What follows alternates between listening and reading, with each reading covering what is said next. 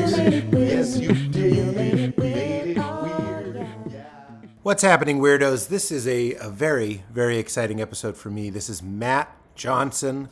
Katie, our producer, the wonderful Katie Levine, for years has been telling me about Nirvana, the band, the show, which is a Canadian television show that Matt co-created. And boy, I wish I had listened to her sooner. It is my current obsession. I also love the movie, as you guys know, Blackberry, which Matt directed, and it is incredible, and he is incredible. And what follows is a very inspiring and interesting conversation about film, creativity in general, inspiration, drive. I took a lot of notes from this episode, and it really sort of lit a fire under me in terms of some of the things that I'm trying to create. So if you have some endeavor that you've been pursuing and have been looking for some motivation, this is the episode for you. He's deeply funny, deeply thoughtful, and so intelligent. I'm so glad you guys are here. Check out Blackberry. Check out Nirvana, the band, the show. And I'm so glad you're here to check out this episode. Only a couple things to plug up top. It's all at PeteHolmes.com. The 30th of January, I'll be at largo-la.com for tickets to that. We do that show in LA once a month. This next one is going to be a big one. I'm very excited for it. We also have a couple shows on PeteHolmes.com. We have Chicago is up for sale. We have a night in Oxnard. We have a night at the Irvine Improv, all in California. And then we have the Netflix is a Joke Festival, which I'll be doing as well. So check all of those tour dates out. It's a new hour. I'm very excited about it. If you haven't seen the old hour, it's on Netflix right now. It's called I Am Not For Everyone. Please check that out. And if you like this show, please try a Pete's Pick, meaning we only do ads for things that I actually use and absolutely love, like our friends at Living Libations. Living Libations is a high-end, badass, highly effective, natural skin care, hair, teeth, babies, whatever your needs are in the health and beauty department, whether it's skin care, like I use their best skin ever, moisturizer at night. I also put it on during the day. Val also uses that and loves it. We put Love the Sun zinc-based sunblock on Leela in the sunny times of the year. That is a huge game changer. It's so hard to find an actually natural alternative to the chemical nightmares that they have out there, because obviously what we're putting on our body gets in our body. So we should be careful to buy products that are amazing, Living Libations, and have ingredients that we can easily pronounce and recognize. That is also Living Libations. Great way to support the show. Get something small, or do what Val and I did, which is a total medicine cabinet, beauty cabinet, bathroom overhaul, and replace all of those horrible products that are filled with toxic chemicals that were never intended for humans. 15% off. Go to livinglibations.com/weird. Support the show, support your body. That's livinglibations.com/weird. It's also brought to us from our friends at ONNIT and Alpha Brain. You guys know this by now. I'm obsessed with Alpha Brain. It is a nootropic, which means it helps with memory, focus, and concentration. Every episode of this podcast for the past all 700 episodes, I've always taken 2 or 3 Alpha Brain about 15 minutes before we started rolling. Also, anytime I'm doing stand-up, anytime I'm writing a script, I really wish I had known about it when I was in college or taking tests. I take it before I read books just to retain more of it.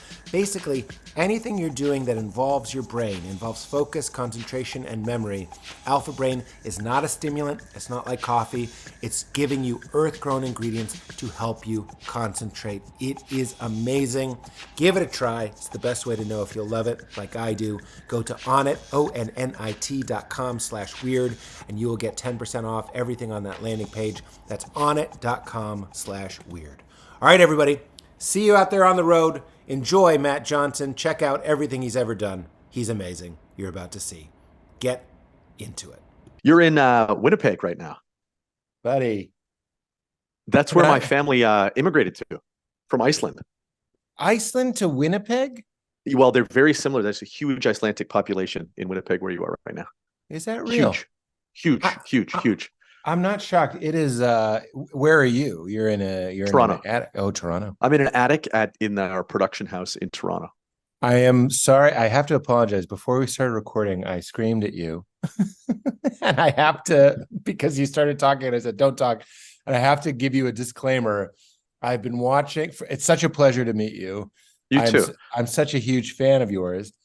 And in my defense, I've been watching, I have a day off here, and I've been watching Nirvana, the band, the show.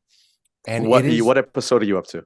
I'm on season 2, episode 3 or 4, Mrs. Doubtfire. Have you watched the Mrs. Doubtfire episode? No, you just got the Uber Eats order and you answered the phone. It's my favorite thing I've ever done in my life. That specific episode is, for me, the best thing I probably will ever do in my whole career. Are you shitting me? I wish I No. had finished it. I was literally, I'll tell you, well, I closed the window, but I'm like, probably, well, that's like what, halfway in? Nah, yeah, you just passed like Matt's big dilemma, which is that Jay wants him to appear as both Tony and Matt, just like in the movie Mrs. Doubtfire, where Robin Williams has to go to this dinner both as himself and as Mrs. Doubtfire, otherwise he's going to lose this big job. And Matt has, without meaning to, put himself in the exact same situation of doing this plan at the Rivoli, where he needs to be both Matt and Tony, otherwise Jay will not be happy. Yeah, I won't ruin it. I'm noticing that the light next to me is just behaving all kinds of crazy. So yeah, I wouldn't. Yeah, it looks great. But to finish my apology, I'm alone, day off, and all I've been doing is watching that show, other than like a little fitting that I did. So that's the human interaction I've had. And really, I want to give you a compliment. Is that not only has it just been delighting me, like I'm alone in this sort of, not to say Winnipeg is sad, but it's kind of cold. No, I know all about it. And I'm sort of locked in, and my family left this morning. The completely bare tree behind you is telling a huge story. And the symbolism of it is gorgeous. And there's a convalescent home across the street, which is actually... I didn't know we still called them convalescent homes, but Winnipeg is very on the nose. It's a convalescent home. Yeah. So here's what I'm trying to say is that, like, first of all, I fucking love it. I got introduced to you by Glenn Howerton because I love Blackberry. It's fucking incredible. We can get to that. But my producer, Katie, was like, you got to watch that show. So I'm so glad I am watching it.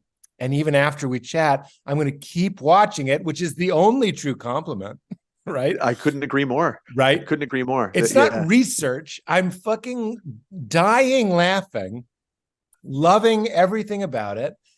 But here's the apology, is it got my silly beans from 0 to 100. So you're talking to a guy who's been watching you only be Matt, absurd character. I'm like, I'll just go in at 10. So I need to check myself after I've wrecked myself. But that's why I screamed at you. Funny, believe it or not, I'm sure you deal with this in your life all the time, because I think you and I are kindred spirits in a way. I oddly think we almost look like family. I agree. We have a similar, I don't know what it is. It's the visage. If you saw us at a distance, you'd be like, we could play brothers in a film, and I think it would be a great movie. I agree. You probably, I don't want to use the word suffer, but you probably have the same dilemma that I often have in public, which is that I'm not sure what you're like as an individual, but I'm a little bit introverted and kind of quiet. And when people meet me in real life, and they only know me from my work, buddy, I always find their eyes kind of sink as they realize it's almost like they're meeting my twin brother. Do you know what I mean? They're like, you can't be him. Like, whatever you are is not what I like. I am thrilled. And buddy, that's what just happened to you. And I even sort of gave myself the note, like, don't do that, because you're right. That does happen to me. Because of the Batman videos and stuff, people come up to me and they say ass, mouth, vag. And I'm like, I'm with my daughter or whatever, you know. But like, you saw me raise my hand. I'm deeply introverted. I'd like to ask you, what's your response? I feel like I'm a cat who learned how to do an impression of a dog. And when I watch you on Nirvana, the band, the show, you're sort of, I think where you're getting kindred spirits is you're doing what I do Meaning I think the funniest thing I do is like let it off the leash and sort of go nuts. You know what I mean? Big and wild. And then when I'm private, I go back into cat. But I do a pretty good dog, and that is an aspect of me. But I feel more like usually with a day off like today, I'm like rubbing my hands together like a delicious meal, and I can't wait to be quiet and kind of Alone. alone and recharge. Well, So you recharge like that? Tell me what that made you think. I was gonna. Well, I mean, look at where I am. Yeah. And this is where I spend most of my time, in a gigantic empty attic by myself. So So you didn't clean this up for the shot? no, It's no. just sparse. Yeah. Well, I mean, this is an office at the same time, but it's great. You get to be quiet. It's wonderful. Yeah. What I was going to say is that what I see in a lot of your performance which is what I see in a lot of the best comedians, is a return to a kind of innocent childhood, like the way a child would approach things, the way a child would see things. Yes. And then doing that through, it's why I love movies or television where and it's why I play this myself, where it's like an adult man, but who's seeing things with the optimism and the naivety of a boy who knows nothing and doesn't understand consequences. Yeah. And I think that I'm very good at tapping into that. But then in real life, I'm so the exact opposite. In Blackberry, this anecdote is haunting me, which is that everybody who doesn't know me, who sees me in public, is like, oh my gosh, you're exactly like the character you play. It's crazy. I can't believe how much in real life you are like this guy. And then all my friends, the people who've known me since I was a kid, who would see me and talk about the film, they'd be like, oh my God, Matt, I can't believe how much you're like Jim. I can't believe how much you are like the character that Glenn plays. And so like that, wow.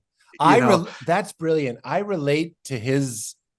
I sort of have to repress but delight in Glenn's character, who's like a hothead, almost like a Bill Burr type. I'm drawn to those guys that are just like, me too. Shut the fuck up. Shut the fuck. Like when he goes, when he's on the call about the modems and he goes and he hangs up, I get like the biggest movie boner from moments like that, where I'm like, that energy is so essential to getting things done. And I have that. I have this like, and I know you have that as a filmmaker. It's like, just fucking do it. Just fucking do it. Run on the subway. Run on the subway, or whatever. Yes, exactly. Tell the people who don't know what I mean. You were talking about, you go for forgiveness over permission. You ran on the subway. I was watching. I also watched some. It's very hard to find, Matt. So I couldn't find season 1, and I ended up watching some fan-made best of stuff. So I saw some interviews with you. And when I watched the clip of you guys running through the subway, I was legit like afraid. I like that you would touch the third rail. And I just to kind of load you, I saw you talking about like, yeah, things that haven't been done before haven't been done for a reason. And then if you could marry that into forgiveness, permission, I think filmmakers would love to hear you talk a little about that. Yeah, well, in some ways that became my sort of de facto philosophy behind making anything, which is that when I was in film school, because I went to a Canadian film school, and because Canada generally, I mean, you're in Winnipeg right now, so maybe you're feeling this a little bit, is a very risk-averse country, and we're in a very risk-averse system, which in some ways, it's the opposite of America. Blackberry, that movie, is a little bit about this tension as well, where it's very rare in Canada for people to just say fuck it and do things, for them to be like, I'm going to do this, and damn the consequences. And because of that, we have a very strict set of imposed and implied tacit rules that people play within. And in film school, I really felt this. I really felt like simple things like you always need to have a very strict script before you shoot anything. You can't shoot anything in public. You can't shoot anything with real people. Can't film with animals. Can't film with children. Like things that are almost, if you're in the film business, like you hear these things as maxims. But I thought of all these things as, I'm going to try to do work that is only doing those things simply because nobody else is doing them. And so if I get lucky and it works, then I'll be the only person. This is me thinking as like a 20-year-old kid, right? I'll be the only person who has done it. And I think for any young people who is trying to do anything, not just film, as I've matured, I've realized that this is a decent philosophy for most practices, is that the things that are not allowed, or the things that are even slightly verboten, if you flip any set of rules over, there's a map on the other side. And that map is towards gold that nobody has gotten to, because everybody stops at the rules and is like, okay, yeah, well, we can't do that. Yeah. It also, with things like copyright infringement or fair use, like even getting granular around like what legally you can and can't do, I find that there's a path forward where it's like, oh, nobody knows how to do this because they all think they'll get in trouble if they do. Right. It's just, it's free, and it's free. Yeah. But those become the markers. Like if I also saw you, like if it's uncomfortable, that's a good touchstone of like, we're into something novel. It seems like the most obvious thing in the world. People aren't doing it, so you should do that. It also brings to mind like I think it was Chaplin, not Buster Keaton, with the house. Maybe it was Buster Keaton. The house That's that Buster falls. Keaton. That's Buster Keaton. Yeah. The Buster Keaton shot is a famous shot where the house falls, and you know they had to do it to the millimeter so it wouldn't kill him. It reminds me of that, and there's almost something silent filmy about your look too, as Matt in Nirvana, the suit and the hat. Is that any sort of a reference for you?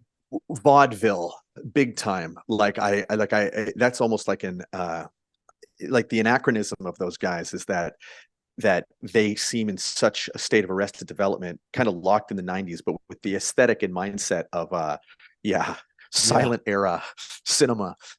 Yes. But again, I was so young when I was putting that together that all these things were happening subconsciously. It's not like I was thinking, oh, these are vaudeville guys and this is their color scheme and this is how they behave. It was really just like kind of getting lucky and then iterating on it. When you consume and when your life just is about certain stuff, you don't have to make an effort to infuse those things into your work. So yeah, I think that's one of the big secrets of almost any art discipline as well, is to try to watch and do as much as you can. The worst thing you can do is just like nothing. like playing the same video games or watching the same movies over and over and over again, because you don't realize that you're going to, especially when you're young, because by the time you're old, I'm not sure if you feel this way at all. Like you get to a certain age. I had a teacher named Max Layton who told me in high school, who is like, well, I'm at the age where I feel as though I've read enough and I've watched enough and I don't really need to watch anymore. And I feel like that the older I got, the less interested in watching new movies I became, the less interested in reading new books I became. It was like a real effort for me to consume new stuff. And so much of my personality is based on these touchstone things from the 90s. And I was happening by accident, but I'm kind of stuck with these references. Like I'm stuck with them in a way. So are you saying you don't really watch new stuff? I don't watch new stuff as much as I did. Yeah. Not even close. Not even close. I was like a voracious cinephile when I was younger. I watched literally everything. And now it's a cruel irony that you wind up like working so much or working on your own stuff so much that you just don't. It seems like such a crazy indulgence to like go to a movie theater and watch new movies, or even to watch links of movies. You're like, oh God, wouldn't it be great if I could do that? But that may just be me.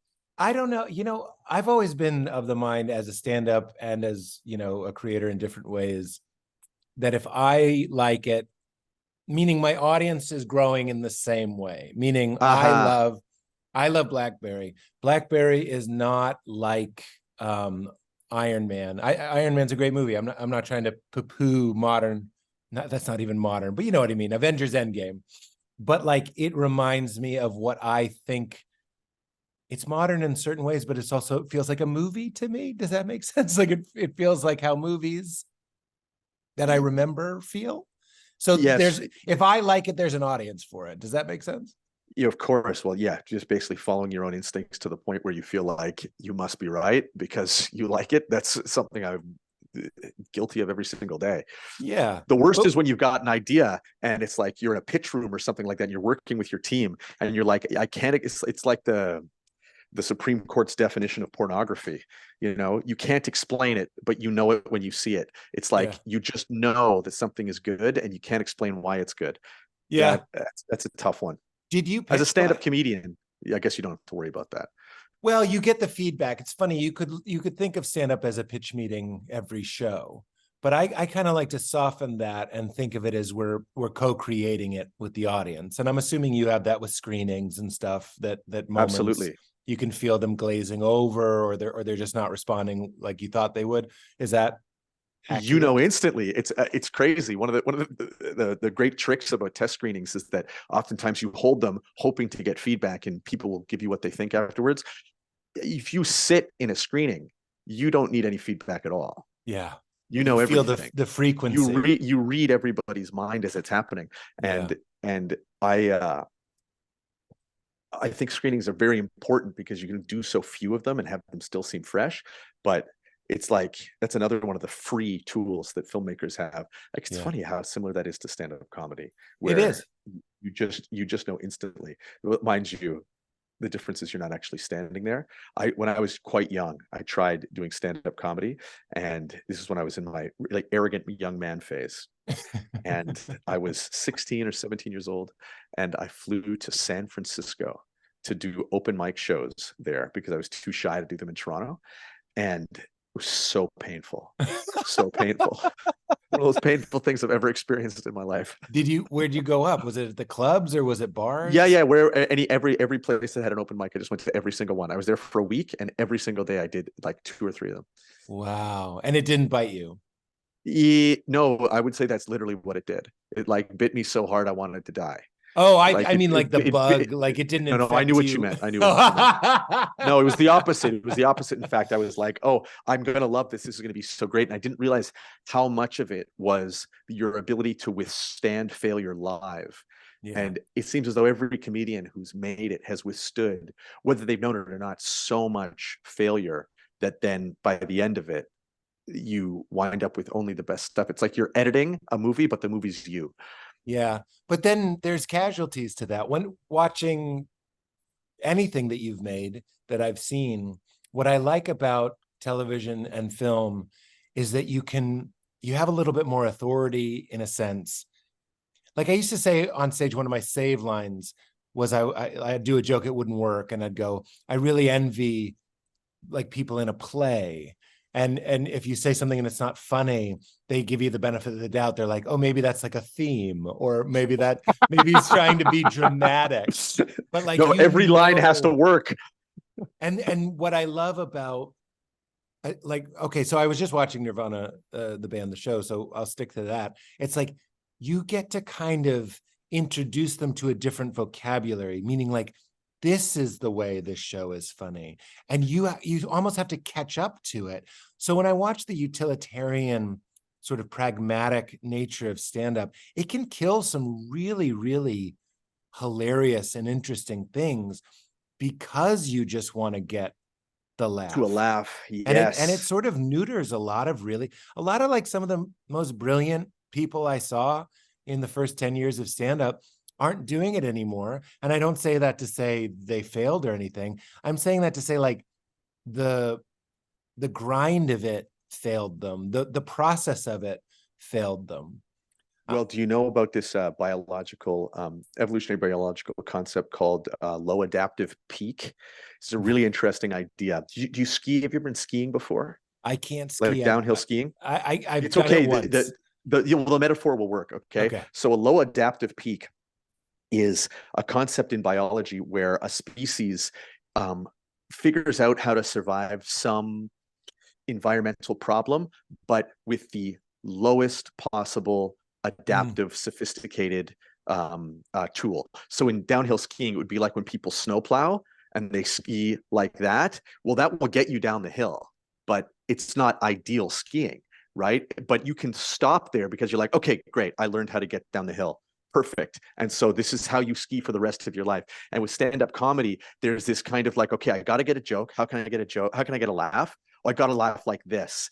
And because of that, you wind up stuck in this place where you never need to go beyond it because getting the laugh the easy Yeah. way like Yeah. left you there. I was finding that was happening with me when I was young with the first iteration of Nirvana the band, the show, which is that I found the things that were working best were me just acting completely screw loose, like as offensive as possible, like so much less sophisticated than not to say the show's that sophisticated, but than it was when I got to do it again.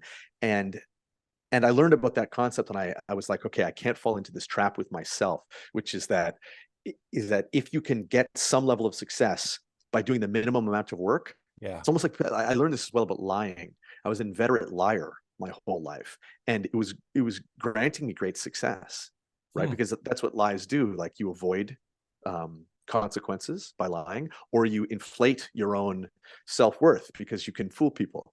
And I trained myself unwillingly to become such a great liar that I could have great consequences for myself with no work.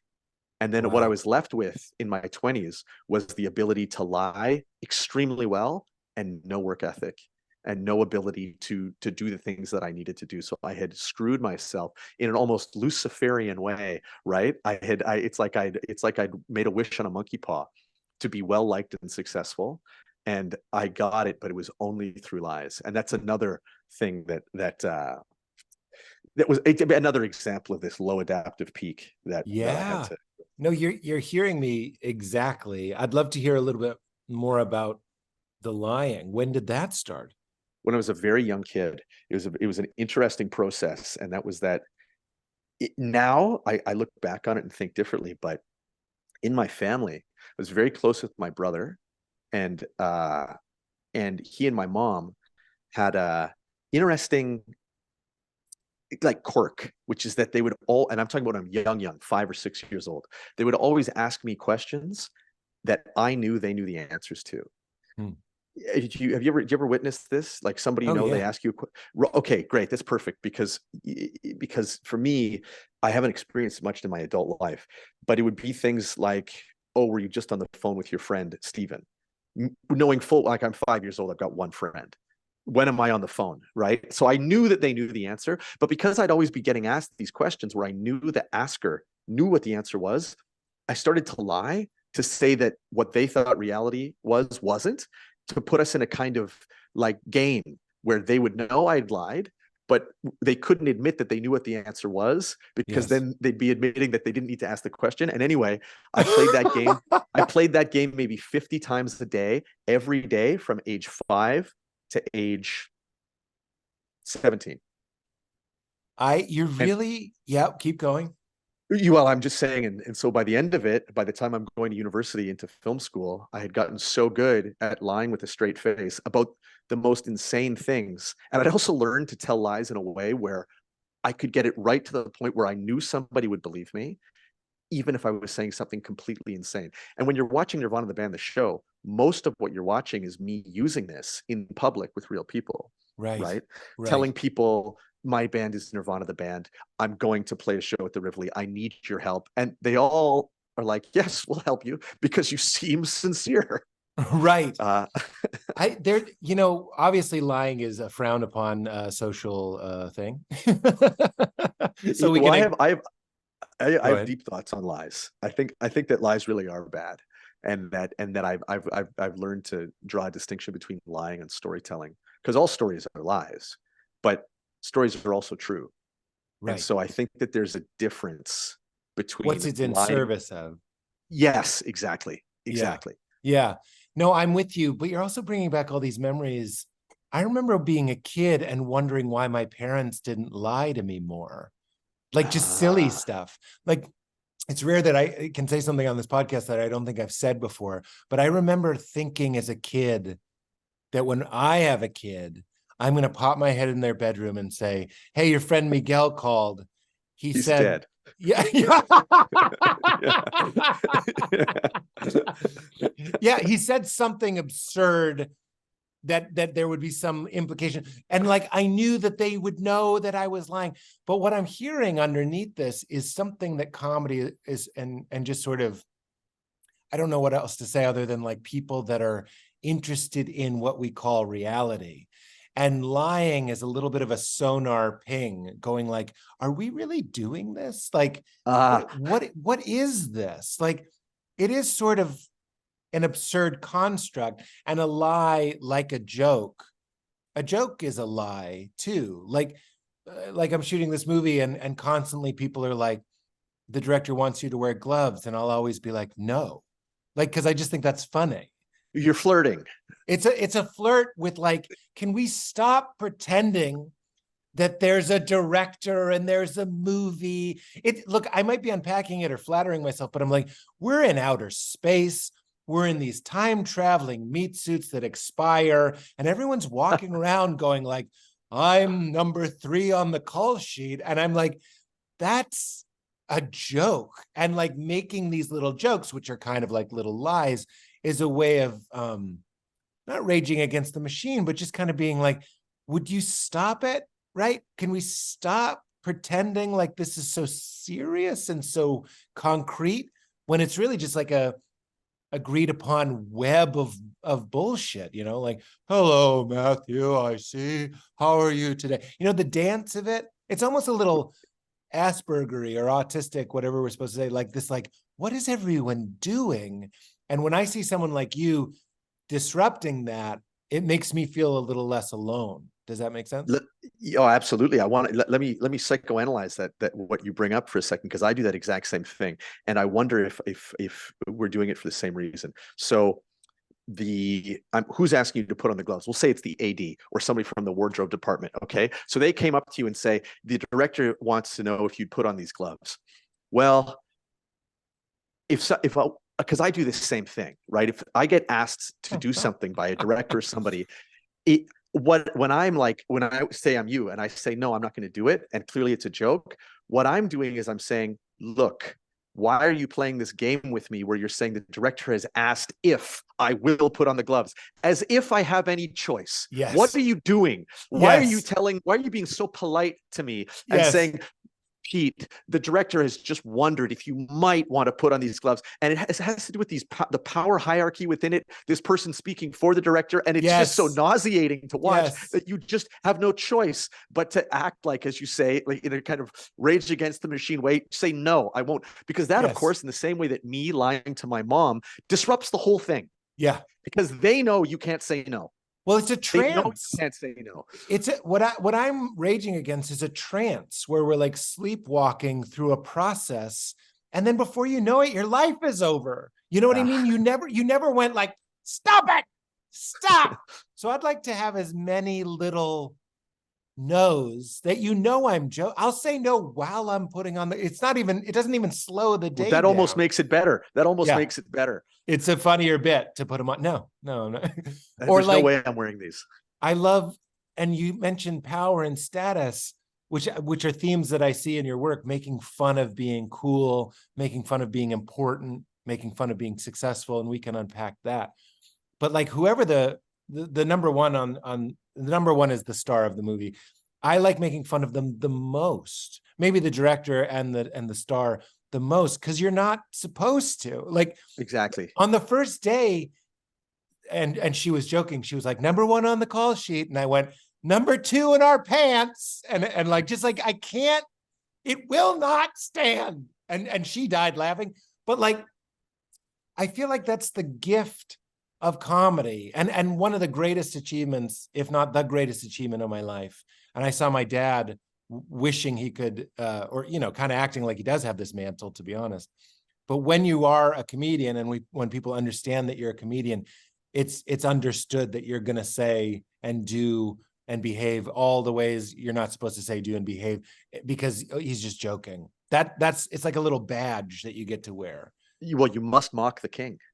That's it. You must mock the king. Otherwise, what are you doing? It's one of the great privileges, is that for some reason society honors people who are speaking a kind of devilish, not to invoke religion again, but almost like satanic truths in a way. And I mean that positively, right? Not like Satan is in like the depth of all evil, but I mean like true satanic truths where it's like, oh, is it like that's almost true, but it's not true enough that we can get him in trouble. Like those. Yeah, they're so delicious and fun.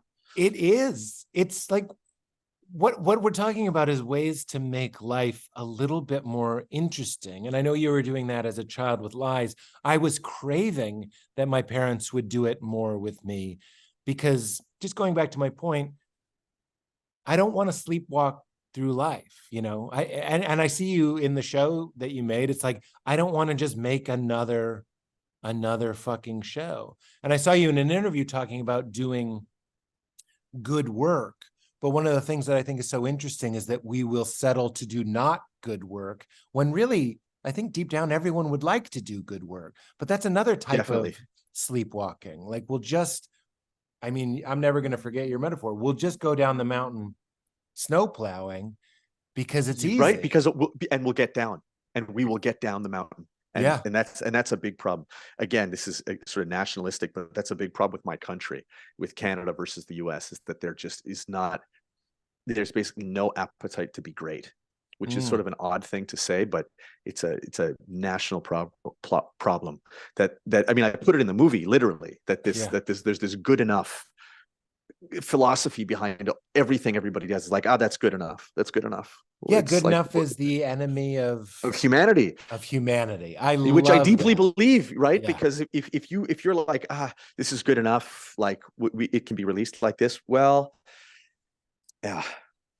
The real problem is that, like, especially with art, in order to get to like that second level of like, oh wow, I'm really proud of this, it bears a massive personal cost on you, because nobody's going to have the aesthetic standards that you do about your own work.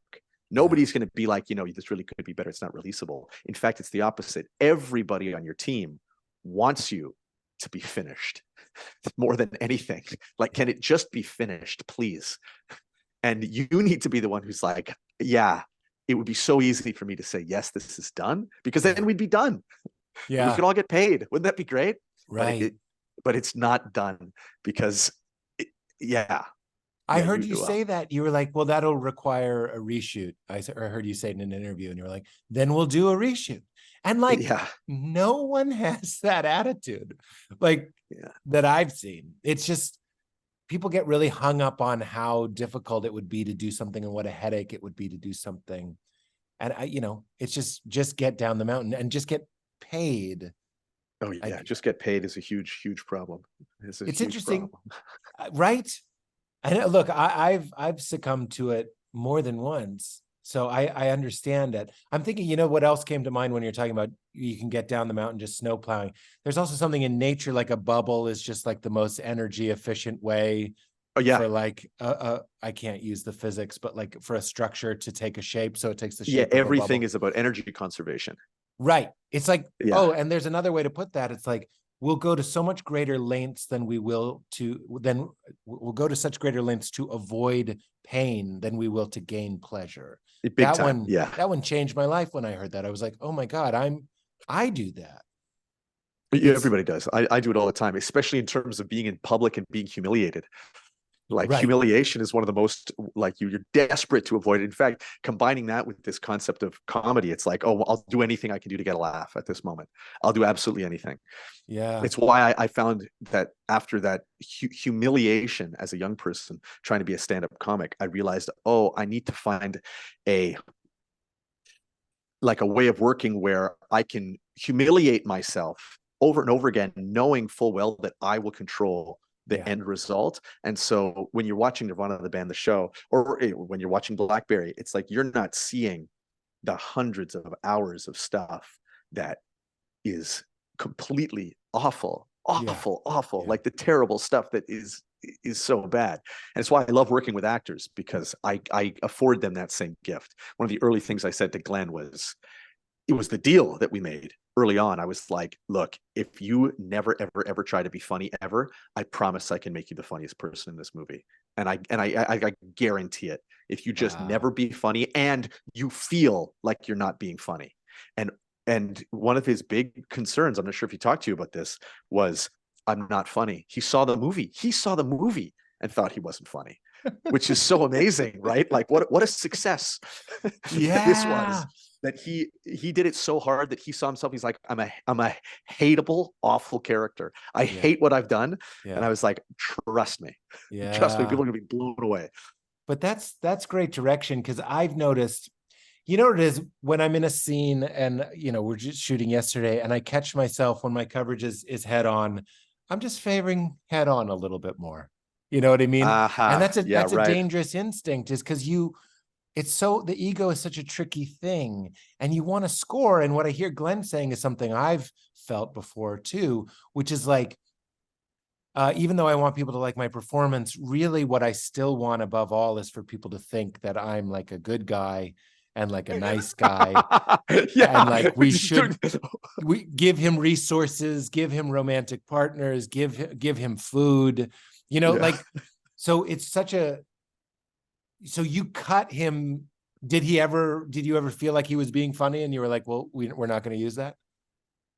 Uh, he was good to his word. Believe it Wow. or not, I can't think of even one time in between takes I was like, "Are you trying to be funny?" But that's Wow. because early on we knew what we wanted. He and Yeah. I were like really like in lockstep trying to do this thing together, and it was that promise that if he never was funny, that we could do something really amazing. And I think Yeah. he bought it. Now, after Wow. the movie was done and he first saw it, I think he was quite upset. But but then we premiered and he was happy again. So Oh, well, what an incredible story. So talking a little bit about Canada and their how did you phrase it?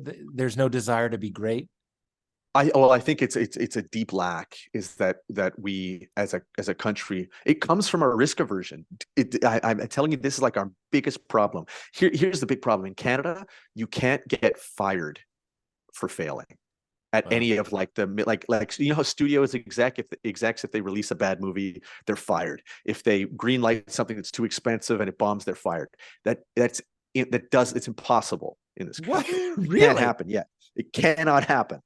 Yeah. Wow. It's like So The you Office should have happened in Canada.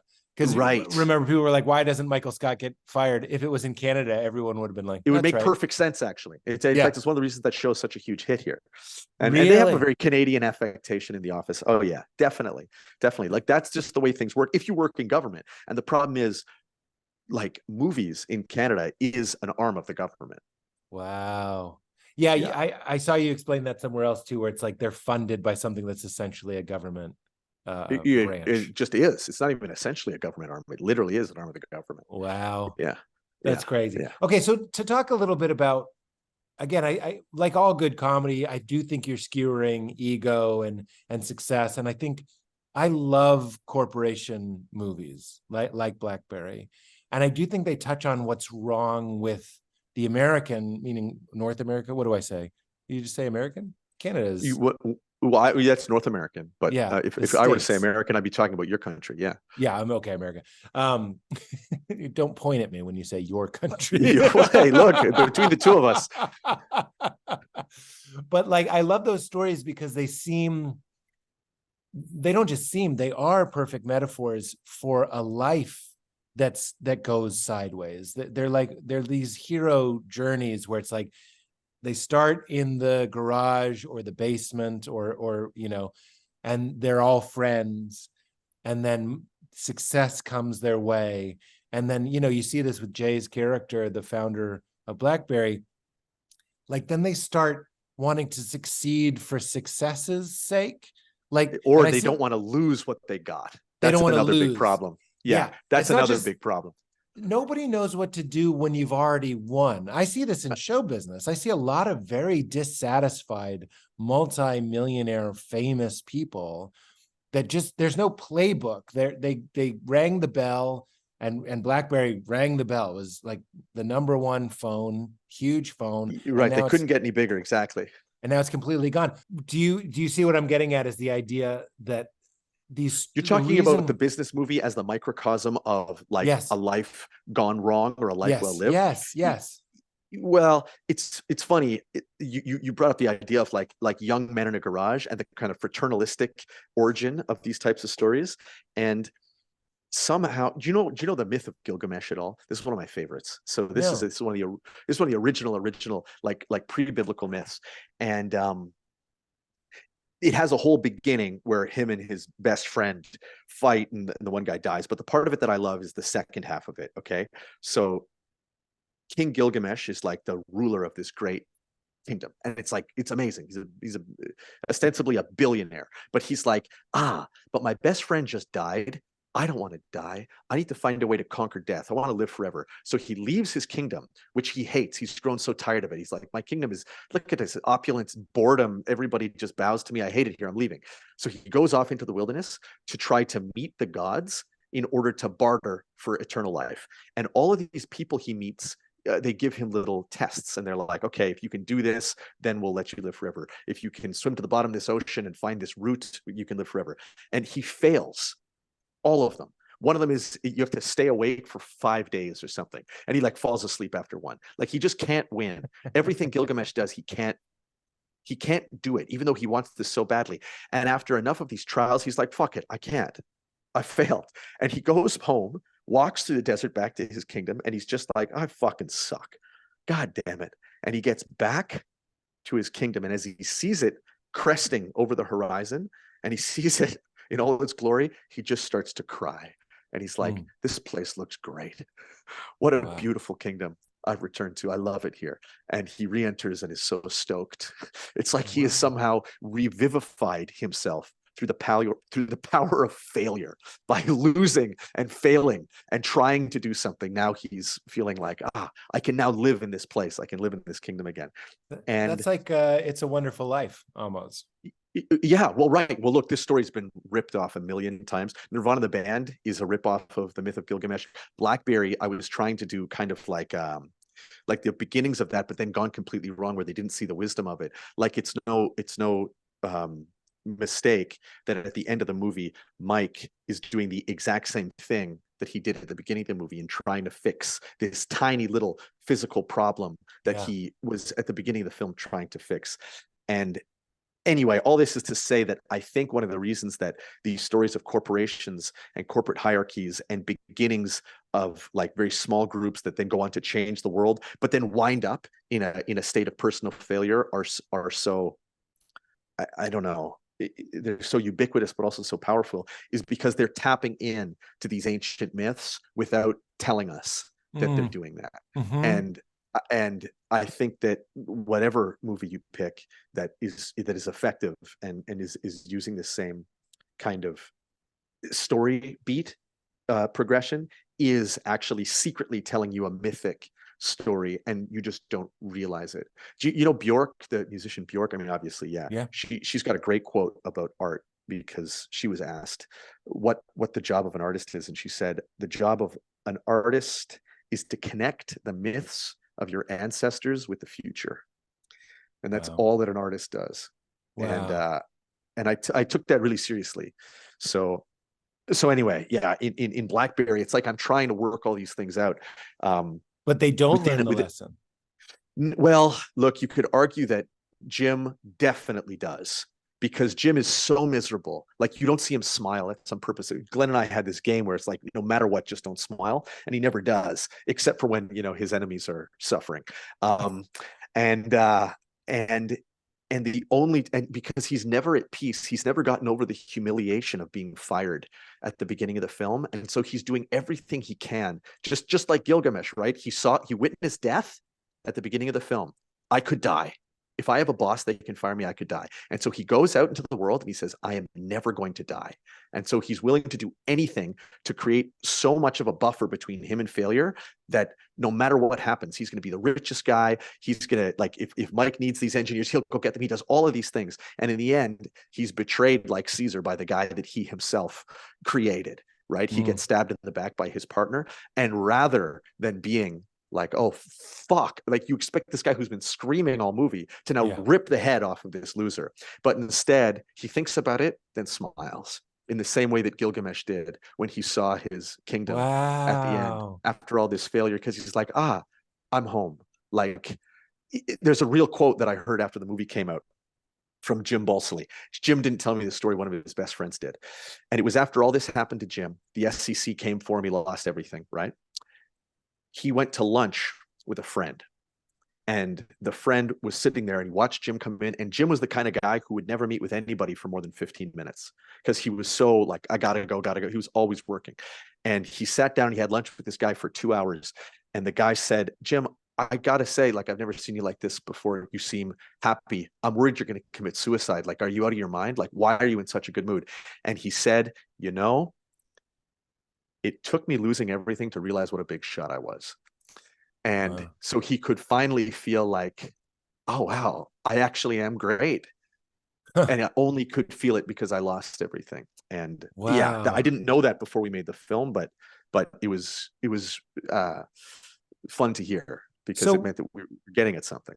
did Jim Balsley, so he's the guy that if you haven't seen Blackberry, he's Glenn Howerton's character. He's sort of the hard-headed guy who takes these young squabs with a vision and drives them into success. And then in the end, he sort of is betrayed.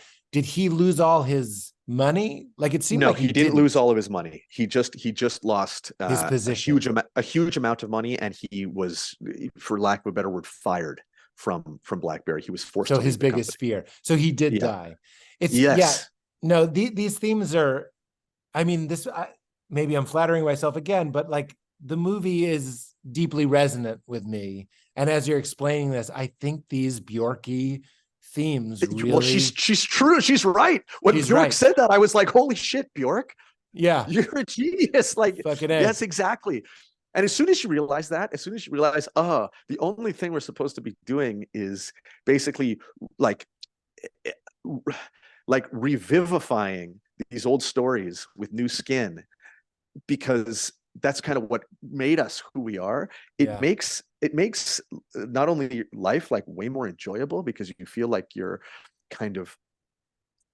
like animating the tongues of old gods, Yeah. but it means that you have purpose behind everything you do, because you're like, oh, you wait in the same way that you said, like you wait until you see something that you're interested in, you find an interest and you follow it, and then you go deep enough in it to realize how it's connected to stories that were making people animated 10,000 years ago. And now you feel at home on the planet. Right. Exactly. Richard Rohr, this Franciscan that I love, he says essentially Christianity is studying how to lose well, how to lose. Yeah, right. Well, look, that's the passion. That's the story of the passion. And right? Lose everything. He goes, look at it's right in front of your face. He goes, look at the fucking the logo, for lack of a better term, of the religion is a guy dying. Yeah. And we all gather and watch that and look at it. But like the most obvious things, it's staring you right in the face, but it's hidden in plain sight. We think, or I'll say I thought that Christianity was about having a genie that would grant your wishes. But I'm like, but this genie didn't even save his own son, right? Yeah, right, exactly. Looking at it traditionally.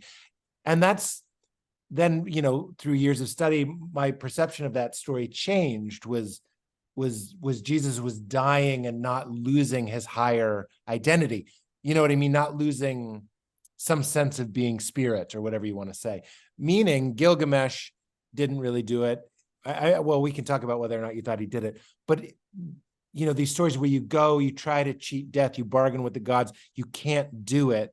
And then you still find an equanimity in your inevitable place as a loser, as someone who can't hold on to anything. It also really reminds me of the story of the Buddha, of Siddhartha, who was also a king in a kingdom, who was also bored with the orgies, leaves, realizes he's going to die, and then seeks his bargaining with the gods is somewhat different. He looked for surrender, or however else you want to phrase that. But these themes are there, and they need to be told. And they need to be told over and over and over again, and to be constantly updated, because it's it's like the further away we get from them, the more out of place, or like, well, it's why I watch so many movies and I'm like, I don't know, this is just ridiculous. I don't even know what this is about. It's like they're refusing to commit or to connect with any kind of old mythology. Yeah. You're talking about this. You reminded me of one of my favorite quotes from a saint, Saint Augustine, who said, "Lord, make me chaste, but not yet." one of the greats. One of the greats. Yeah. I think it was Saint Augustine too that said, "Do what you want, do whatever you want, and love God, or love God and do whatever you want," which was so confusing to me growing up, because religion to me was all about adherence. Adherence was about being polite, being nice, all the same things I'm trying to do now. that's still in there as I'm trying to seem like a nice and good guy. And there's nothing wrong with that.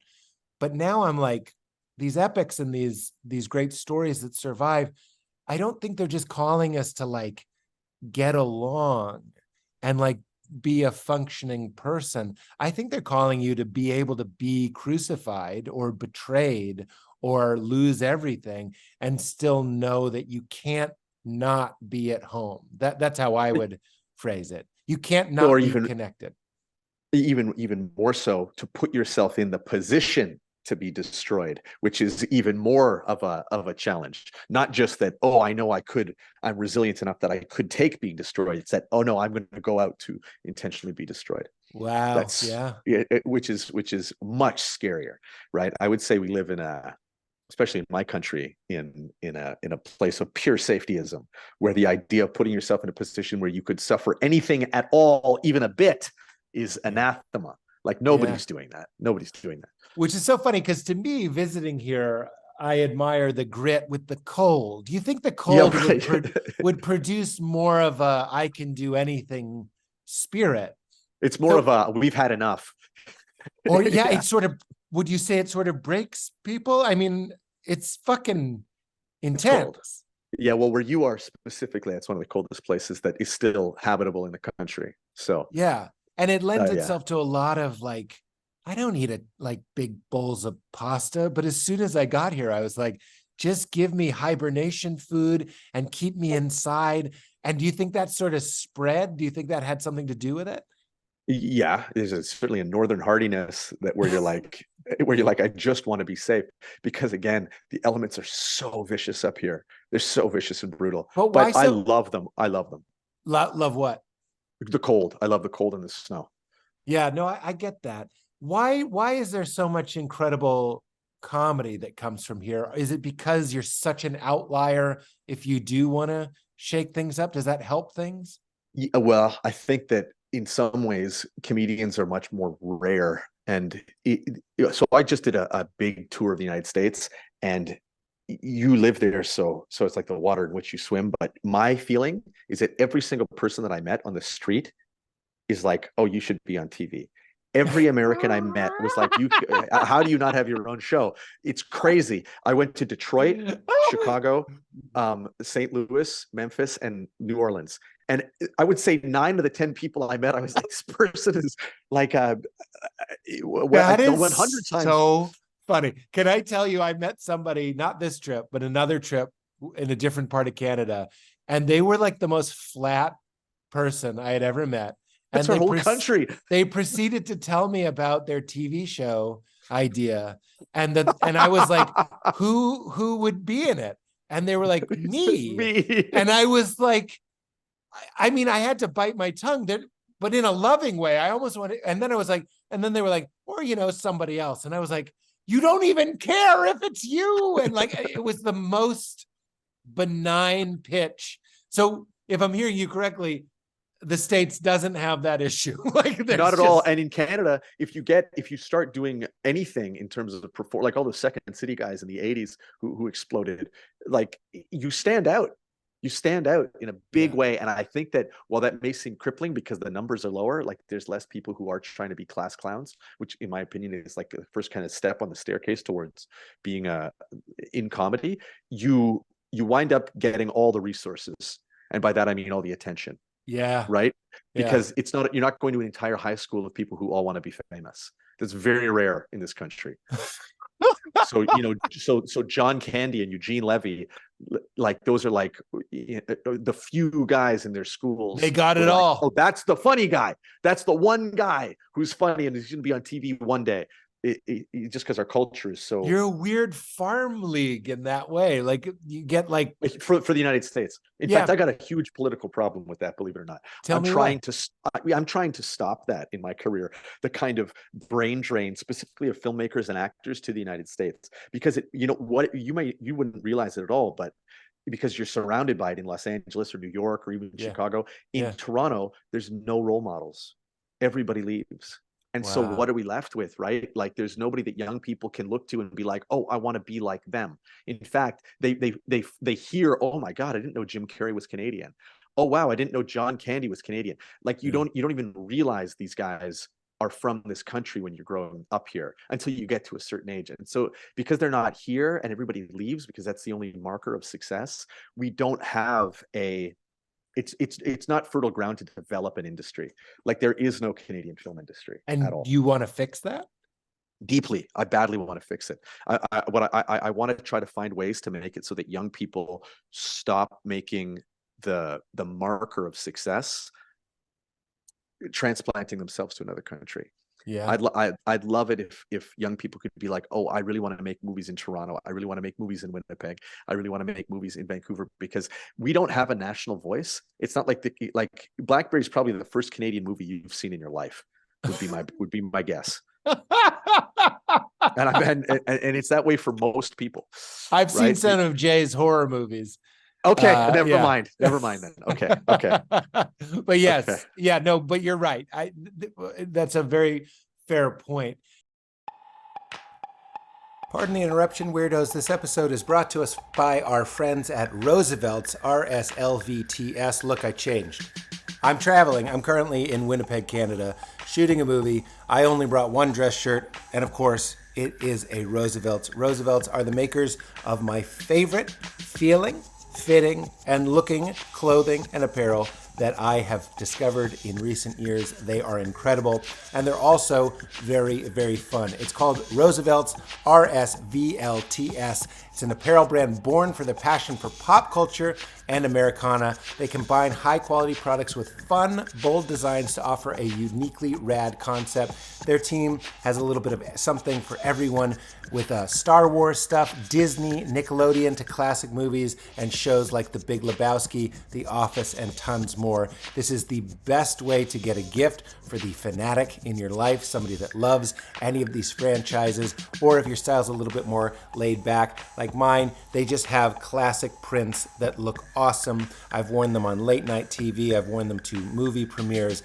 High quality threads that look fun and help you pop just a little bit. Not too much, but just a little bit. Get a conversation going, have a little bit more fun. Light, stretchy, soft, and fit so damn nice. They're moisture wicking, extremely breathable, made from Kunu Flex, which is a 4-way stretch material, so it almost has like an athletic feel, but looks dressed up, but also kind of casual.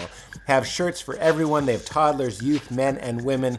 Like I said, Jurassic Park, The Office, and even more laid back like this bespoke original designs. They won't shrink or wrinkle after washing. In fact, that's one of the reasons I love traveling with them and wearing them on stage. I throw them in my carry-on. I take them out. They are ready to wear. Based out of Hoboken, New Jersey, clothing for the bold and the fun, those who dare mighty things, just like their namesake Teddy Roosevelt once said.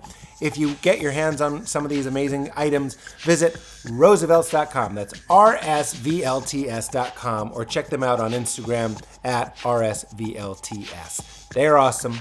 Absolutely get into it. Also brought to us by our friends at LECTRIC ebikes. I don't know if you guys have known this.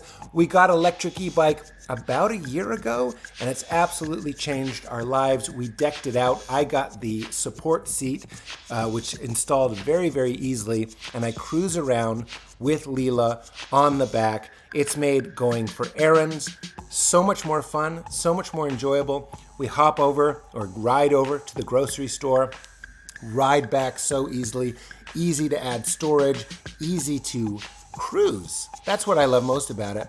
It's so fun. It's so intuitive. It's fast, but not like insane. It's certainly not a motorcycle. It's comfortable, is what I'm saying. I got on it a little bit shaky at first. I was like, is this going to be okay? Couldn't have been easier. Just a little turn of the throttle or the pedal assist gets you moving, gets you outside, gets you exercising. Leela and I now go for epic long daddy-daughter bike rides, end up somewhere, get some pizza, and ride back. The battery on the one that I have, which is called the Expedition, lasts so long. It is incredible. Anyone can ride, designed for a better mode of transportation for all riders. Durable features and accessories for added safety, convenience, and control. Save on gas, parking, and maintenance. That's one of the things I love. We go to the farmer's market once a week. Always the parking lot is full. take the e-bike, absolutely no problem. Same safety regulations and road access as regular bikes. In most states, licenses, registration, and inspection are not required, but always check the laws in your area. We absolutely love it. Add more physical activity, get more outside time to your everyday life. Up to 150 miles on one charge with LECTRIC's unbeatable long-range options. So, explore 2024 with electric e-bikes, the most accessible and adventurous e-bikes ever. Visit lectricebikes.com to learn more, and be sure to mention You Made It Weird with Pete Holmes sent to you in on the post-checkout survey. Support the show, support your life. That's LECTRIC ebikes.com. And do fill out that survey and tell them that You Made It Weird sent you. All right, everybody, back to Matt Johnson.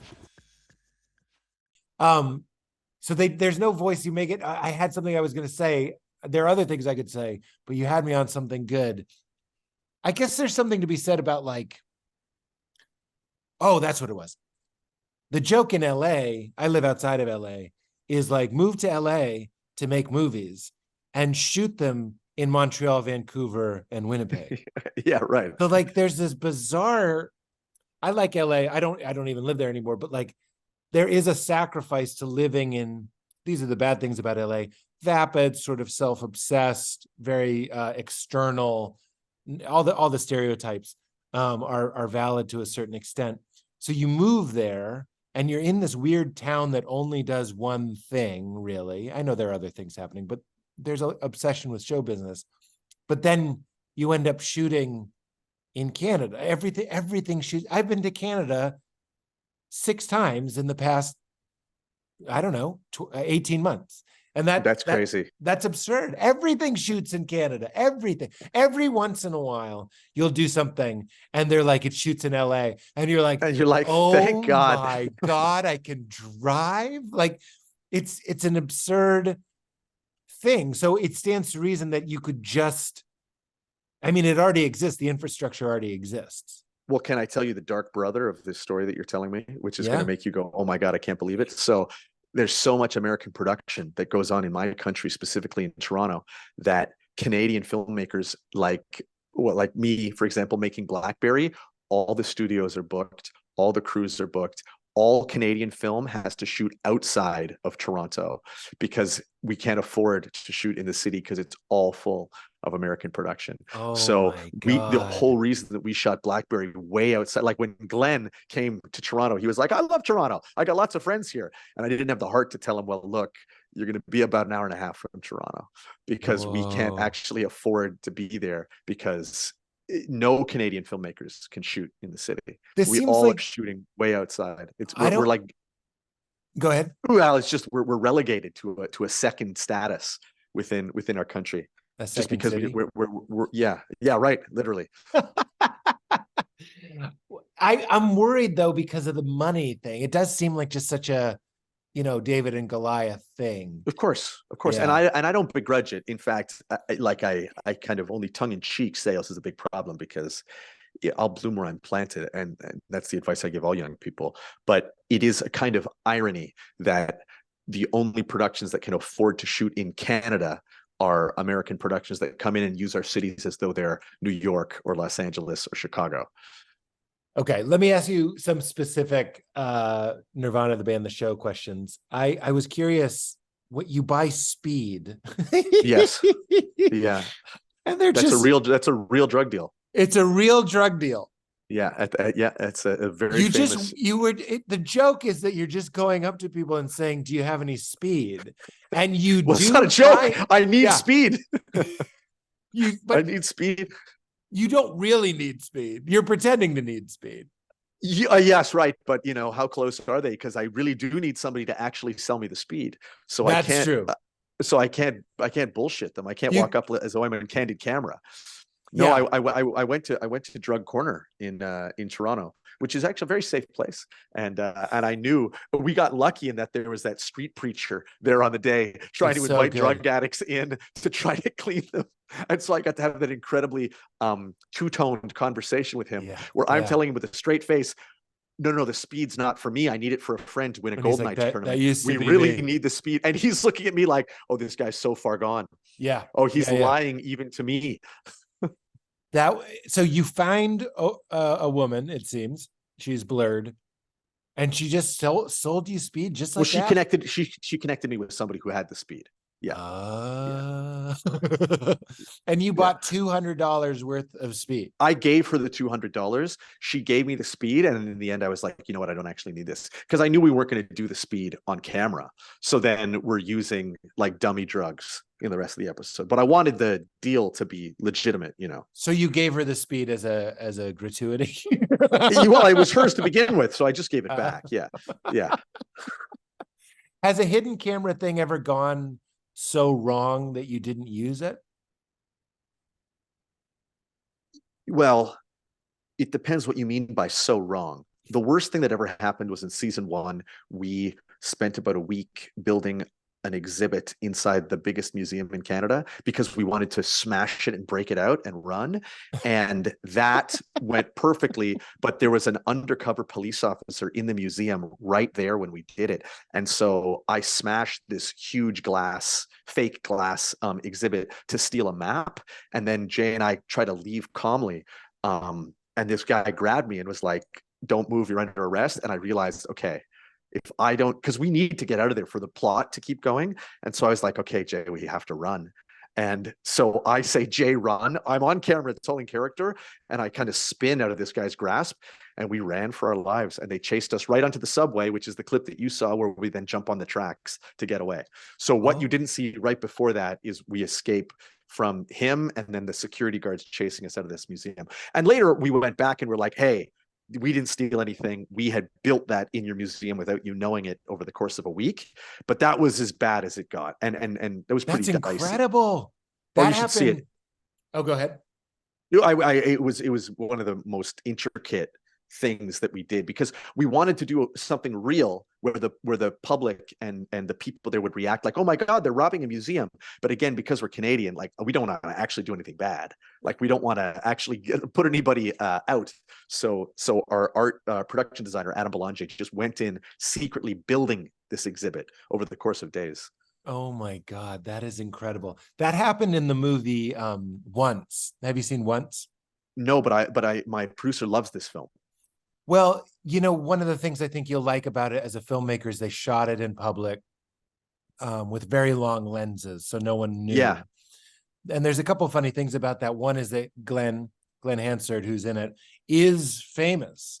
So every once in a while, you can see people noticing him, like, which is not right for the movie.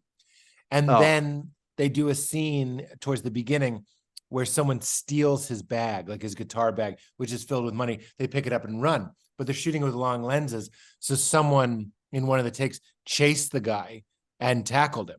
So the actor got tackled, exactly what happened to you. So there are Did they use it? I don't think they used the take where the guy got chased because it sort of ruined it. Sort of ruined everything. See, I always try to put myself in a position where when something goes wrong, we use it. Yeah. Like you got it, because then people are like, "What the hell? Yeah. How did they do it? How did they do it?" It's like the rule: if the stunt guy dies, you have to use the take. Which is which is something I desperately live by. I don't want to kill the patient on the operating table because there is this magic to the show, and I can't say enough good things about it. To watch something that even as a creator, as a comedian, kept me guessing, and I was always surprised by the plot. I'm covering my face. I'm shocked. I'm feeling all these things. You know what I mean? When you watch something and you go like, it can still be done. It can still happen. It's my favorite feeling. I call it the meta viewing experience, where you're watching it here, but you're also watching it here. This is like the most addictive. It's like when you're watching a magician perform a trick, where you're watching the story of the trick while simultaneously unpacking how is this trick happening. Yes. It's an amazing feeling that I feel like only cinema and magic can do. Only those two. Are you a magic guy? No, not at all. I know little about it, but I know that experience. I'm a big Orson Welles fan, and Orson Welles was a notorious magician, and so that was my way in. But I love this feeling. I know exactly what you're talking about. You're right. When I started, I'm not a magician, but I love magic just because I like to know how things work, but I don't do it Me to too. ruin it. I do it to appreciate it. So when David Blaine's special came out, his first one, the Street Magic one, I learned all the tricks. I still know them. They're great tricks. But it wasn't to go like, fuck you, you're not magic. It was because I was like, But no, to appreciate it. it was to appreciate it. I was like, I can't Yeah. believe, and that's how I feel when you're crawling under the table during the GoldenEye thing, and when he's dying on the floor. And then, so I don't want to ruin it. So it's from the spirit of appreciation. When you're going into the hockey game and you want to get on the kiss cam, Yes. I'm like, okay, you know, meta viewing. I'm going like, yeah, that stands to reason if these guys, so I'm trying to be ahead of the story casually. These guys are going to they're going to act so crazy. If I wanted to get on the cam, they'll get on the cam. And I'm like, because they want to get on the camera. And then this, by the way, I could tell you every beat of the story. It wouldn't ruin the episode for you. Your plot is to get on the camera and then you'll kiss, you and your male friend, and you'll expose the homophobia and everyone will puke. And then at the game, the kiss cam goes on two men. Before us. Before you guys. Yeah. They kiss and everybody's obviously totally cool with it. They're cheering. Yeah. They're cheering. It's actually very sweet. I say actually because it's not often that you see real warmth on a kiss cam, but there's like affection and love coming through. But then it cuts to you guys and it's brilliant. I won't say what you do. It ends up being unbelievably hilarious, but I do want to know, magician to magician, why did they cut to you guys? They didn't. They didn't cut to us. No, we shot that all. We shot that in 3 pieces. We shot us at the game. We shot us in a different stadium, and then we shot that entire kiss cam was all done with VFX. There is no kiss cam at Maple Leafs games. So all of these things, although it's happening real, and you really see me throw up, like all these things are real. They're happening in completely different realities, and then combined into one, so that you think that what you're seeing is happening. It's Spielberg in the desert with his mom with the 8mm. Like it's a really high compliment I think I'm giving you, is like, there's just so much effort and imagination. And we're going back to what we were saying at the top of our chat, is like a childlike, and this is what's missing so much, is what could we do? It's life. It's like white lightning, and it's usually for children. And if grownups can get that sort of, but what could we do? And then the answer is anything. And the answer is anything. Yeah. And like, I just watching your show and talking to you now is, and I hope for the listeners, is really just reanimating this pure childlike, not childish, but childlike. Wait, I know you remember me and my friends with our camcorders when I was in junior high, my camcorder would just be like, we could do and we'd just do it. And when I look back, it was the funniest thing in the world. It was the funniest thing in the world. I look back on those ideas. I was just thinking about one 2 days ago. Me and my friend Aaron, I called him Ern, I still call him Ern, was The Adventures of George and George, just 2 guys that had the same name. And I'm like, hilarious. That's still funny. It's still funny to me that they're both named. Because that could happen. What's that? And that the show makes that the centerpiece. The fact that in the title, it's The Adventures of George and George, because even the show knows that that's a little unique. The show knows it's a joke, which of course we learned from The Simpsons and we learned from other things. But like, and then we had another one called Spoon Boy, which was the joke was he wasn't magical, but his spoon was magical. So he couldn't fly. The spoon but could a spoon fly. Could, right. So he'd hold on to the spoon? Keeper.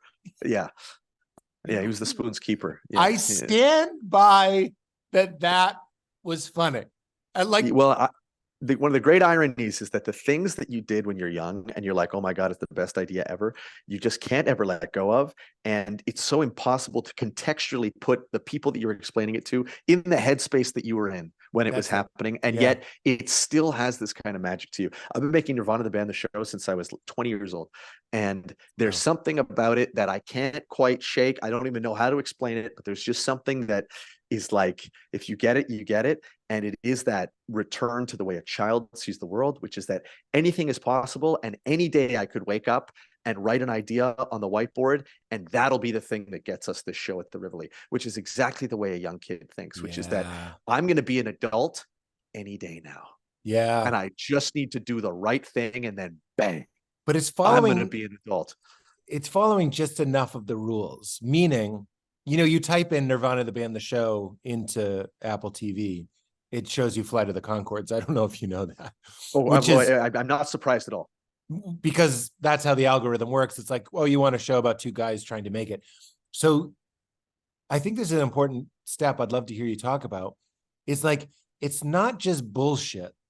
There's, sorry to quote myself, but there was a joke that makes me laugh in my own Batman video where Aquaman says, I'm from Atlantis. And I go, why not Narnia, as long as we're doing bullshit stuff? Which just kills me.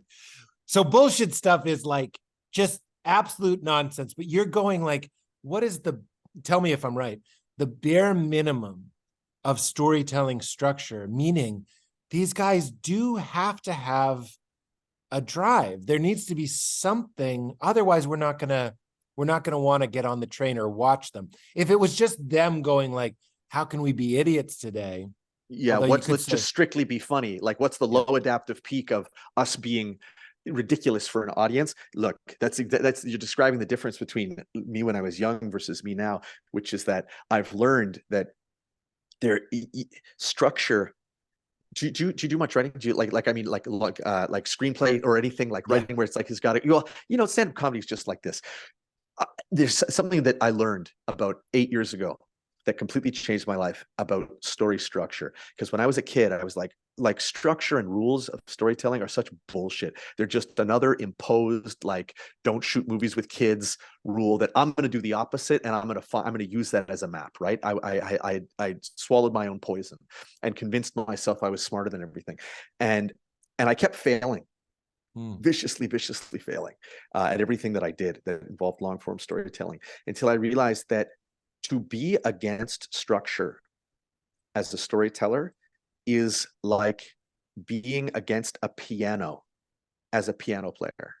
It's such an absurd thing to think. It's like you say you're a musician. Well, what instrument do you play? It's like, well, I don't play any instrument. Like, structure is the instrument that story is played on. You can't get rid of it. You can't say that you're not going to deal with structure, because that is what a story is. A story is a structure, and all you do is play it. You just play it differently than other people play it, but you're still playing the structure. And whenever I'd be writing things with my friends, we'd always notice that it feels like when you're coming up with an idea, it feels like you're all remembering the same dream that you had the night before. And so it's like you have an idea, and it's like, oh, Matt and Jay, they have a hamburger and they take a bite and it grants wishes. Somebody's like, that's ridiculous. It's like, okay, but maybe it's like he only finds the hamburgers because he got thrown out of something. And then everybody starts being like, oh yeah, that did happen in the dream.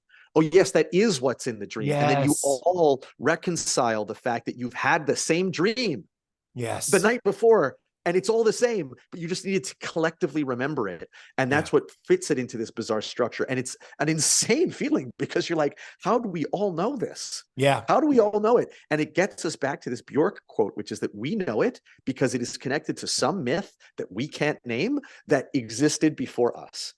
That's why it all feels like we're remembering the same dream, because we don't realize how closely myths and old stories interact with our day-to-day life and animate everything. Yes. Brilliant. Absolutely brilliant. Well, you know the Joseph Campbell quote where he goes, myths are the collective dream.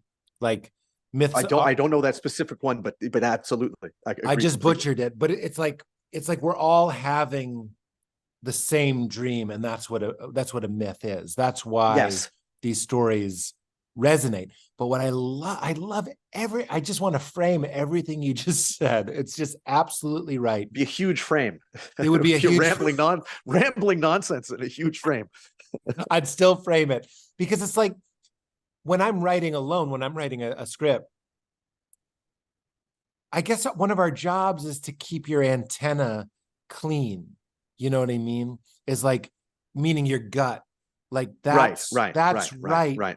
And for some reason that's wrong. And I've said this a million times, but like, when I was working with Judd Apatow, I just noticed that like he had his genius often came down to exactly what you're saying. Where like the example, I give this a million times, but I go, there was an episode of Crashing. Pete's conservative Christian parents come to see him do stand-up, and everyone's filthy.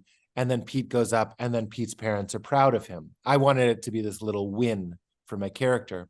And then Judd said, or maybe they didn't like the swearing, but at least those people had a perspective. At least those people had something to say. Right. Yeah. And, Wow. and you're So just he like, kills you. Yeah. oh, Right. oh. Like, even in that example, my ego's getting in the way, where I'm like, Exactly. no, what I was doing was better than those people. And he's like, no, those people had been doing stand-up for 10 years.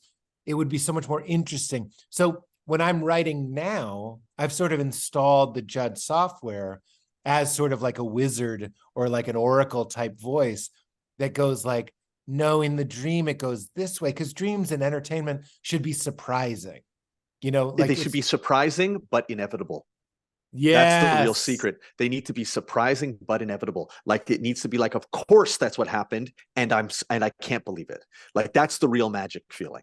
Yeah, that surprising, but inevitable. That's what I'll frame.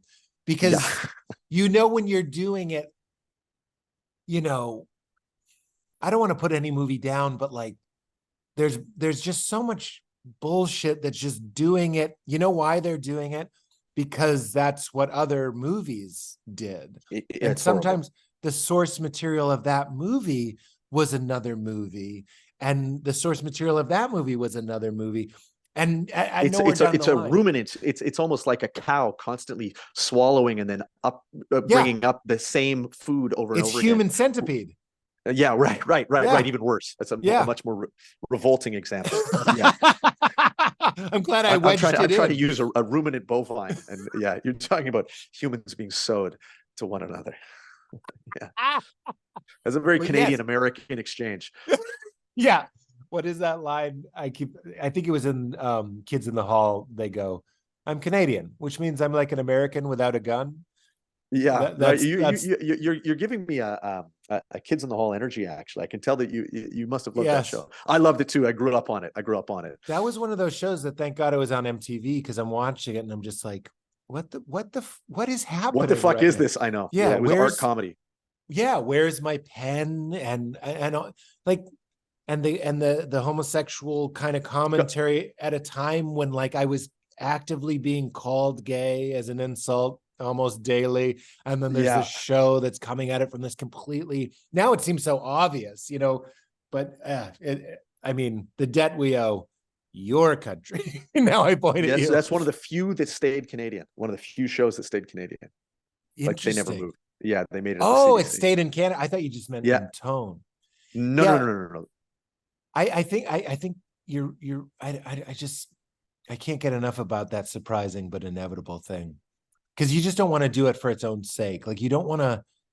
I've seen things where like, and then the hero explodes or something. You know, like they're doing it just because they want to subvert the expectation, but it also needs to be inevitable. It can't just be surprising. You can't get away from the myth. You can't get away from whatever the source is, even if you don't know what it is. And so again, it's very painful, but yeah, you got to follow the dream.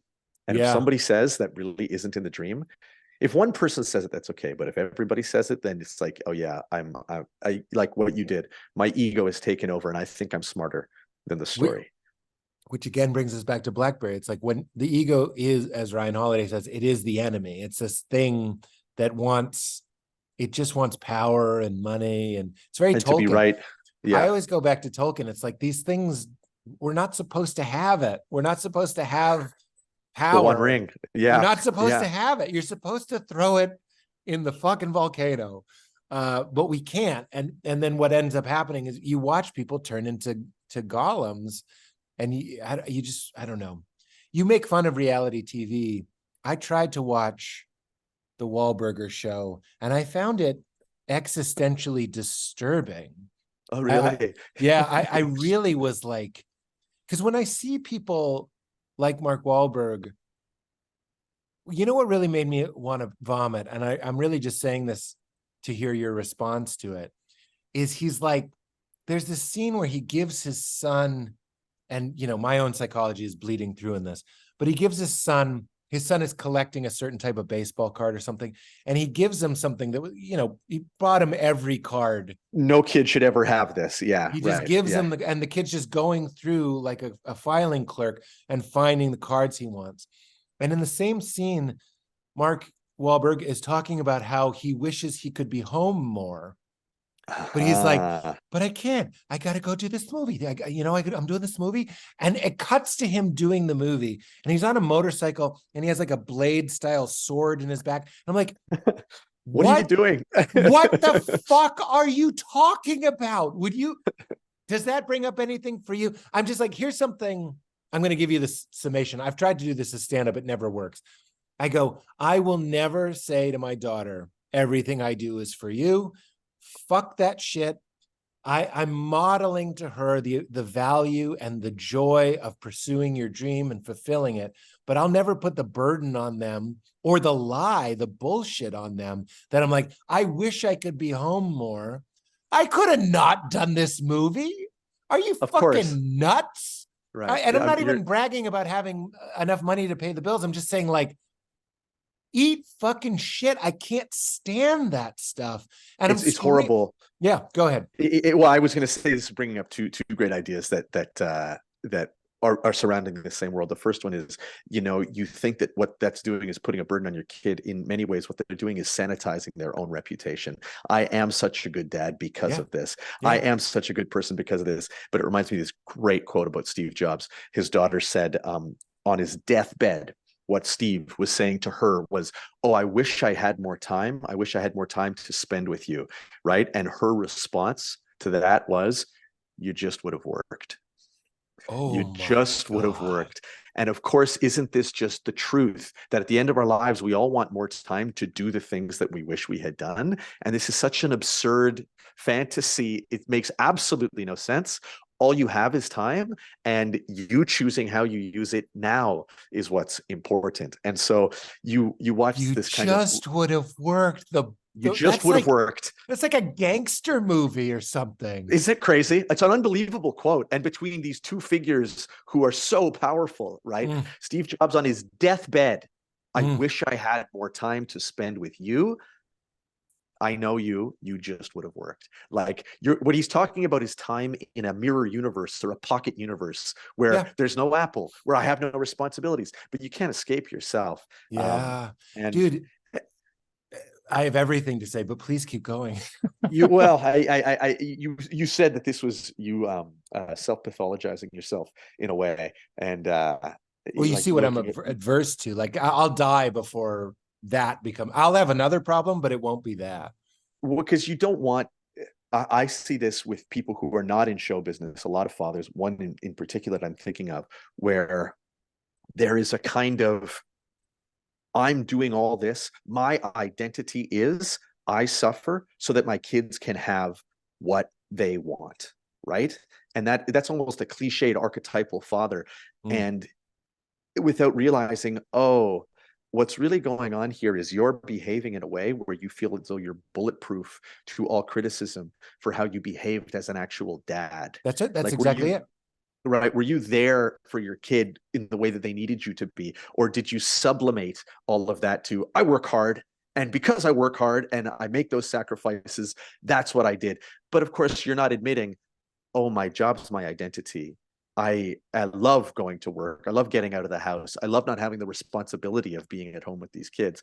And isn't it great that I can come home with a whole pack of baseball cards which cost me essentially nothing, that no other dad could afford, but I can afford because I'm so lucky. And that is going to almost expunge the record of all the times I missed a baseball game, etc. Another thing that I was thinking of when you're talking about this kid who all of a sudden is given so many sports cards that he doesn't know what to do with. What you don't realize as a parent you're doing is you're essentially destroying that hobby for your kid. It's like the smoke the whole pack punishment for when you catch a kid smoking. You do not want, especially a young boy, to give them access to everything that they want, because they've destroyed their exploration, right? It's like if you're playing Pokemon, it's like, why don't you just take my cartridge? I've got all 150 Pokemon. You can play with all of them right now. Well, congratulations, you just killed Pokemon for this kid. I played Borderlands with Steve Agee, and Steve Agee was way higher level than me. And I thought it would be fun. And now I'm collecting all the guns that I was doing all of this searching around for. And then I just stopped playing Borderlands. I was like, this fucking sucks. Because right, the whole point is ruined. Every video game I've ever played, my favorite part of it is in like however you want to analogize this, but the level 1 to level 10 of it, where you're just getting the bare minimum to get by. And then all of a sudden, because I'm like Mike Lazaridis, like Jay Baruchel's character in the movie, I'm such a power gamer, such a perfectionist, that I'm like, no, I've got to do this perfectly, got to do this great. And then as soon as I figured out the absolute best way to do something, I'm like, I can't play this game anymore. Yeah, because I've explored it. There's no, I can't get. There's nothing. There's no fresh territory. I know. I always start over. I just started over Shadow of Mordor because I have all this downtime here, and then it was like I realized that I saw that game. That game seemed amazing. It's you play a ranger in that game, right? Yeah. That game, I saw somebody playing it. It looked incredible. It is incredible, and the part that's the best is they drop you off and in Mordor, and you're weak as shit. You don't know what you're doing, and you keep getting killed. And that's the best part of the game. At a certain part, you get so powerful and so good that nothing can kill you. It's the same as Breath of the Wild. Like the best part of Breath of the Wild is the first 10 hours. And then, when you're on the plateau, and then all of a sudden you're out and you realize the world is so big, and you're like, oh my God, this game's incredible. And then you're like, okay, I'm just going to find every shrine and become invincible. Yeah. And you've basically gamified yourself. Yeah. Exactly. It's so sad. It is sad. And there's something about life that it goes back to what we were saying about people my friend James Bashara, who's an incredible CEO, angel investor, just brilliant tech guy. He was like, the level of consciousness, meaning the mindset that brings you to success is, I'm paraphrasing, is not the type of consciousness you need to enjoy it or to even experience it. So you get the opposite. Yeah, exactly. So, and we watch this over and over and over. People could even win the lottery, and they're like, oh, I'm going to stay in my neighborhood. I'm going to pay off my house. I'm going to pay off my friend's house. They don't do any of that. You're always going to put yourself in the hole so you can keep playing the game or wanting something new. It's a real shame. What also this brought to mind was I was like, in our old house in LA, I was like, I'm going to get a new bathtub. I was like, I just want to get a new bathtub. We're going to take out this bathtub and put in, like, I'm a big guy, put in like a big fuck off tub. It wasn't a fancy house at all, but I was like, I'm going to have like a nice sanctuary bathtub. And then a couple days went by and I took a very small dose of LSD. Not enough to trip, but enough to, I think microdosing LSD is very interesting because you can take a low amount and it has a very nice anti-anxiety, kind of a presence. It makes you more present, makes you a little bit more open. And I ended up in my pants, which is like an LSD cliche. I got in the tub in our upstairs bathroom, which I had never used. And I was having a great time. It wasn't a drug scene in a movie where I'm like giggling and drooling. It wasn't embarrassing. It's just warm water. Yeah. I was just sitting there in warm water, and it was incredible. I was really like Gilgamesh coming back. I was right, exactly. You didn't realize the kingdom you had. Oh my God, hot water on demand. What percentage of the world am I in, of humanity am I in? And I wanted to do it in my pants because I wanted to see what that would feel like. I wanted to see what a bath in my pants would feel like. And I had this micro epiphany, which doesn't really, I needed the experience. You couldn't just tell me this. I need to experience it. Almost as like voice came to me that was like, you don't want a new bathtub. You want to be able to appreciate baths. You want to be able, you want to have an openness, a spaciousness, and a Yes. curiosity and Yes. aliveness. So Steve Jobs didn't want time with his He daughter. wanted the ability to do the things that he wished he could do. And the And problem is the type of drive that it takes to be the founder of Apple cuts you off from that. destroy. Jesus would say, getting Jesus-y here, what good is it to gain the whole world and to lose your soul? Your Right. soul meaning, soul is a fancy word for your base, spacious, limitless awareness. It's just what's looking out your eyes, or when you close your eyes, it's this field within which everything appears.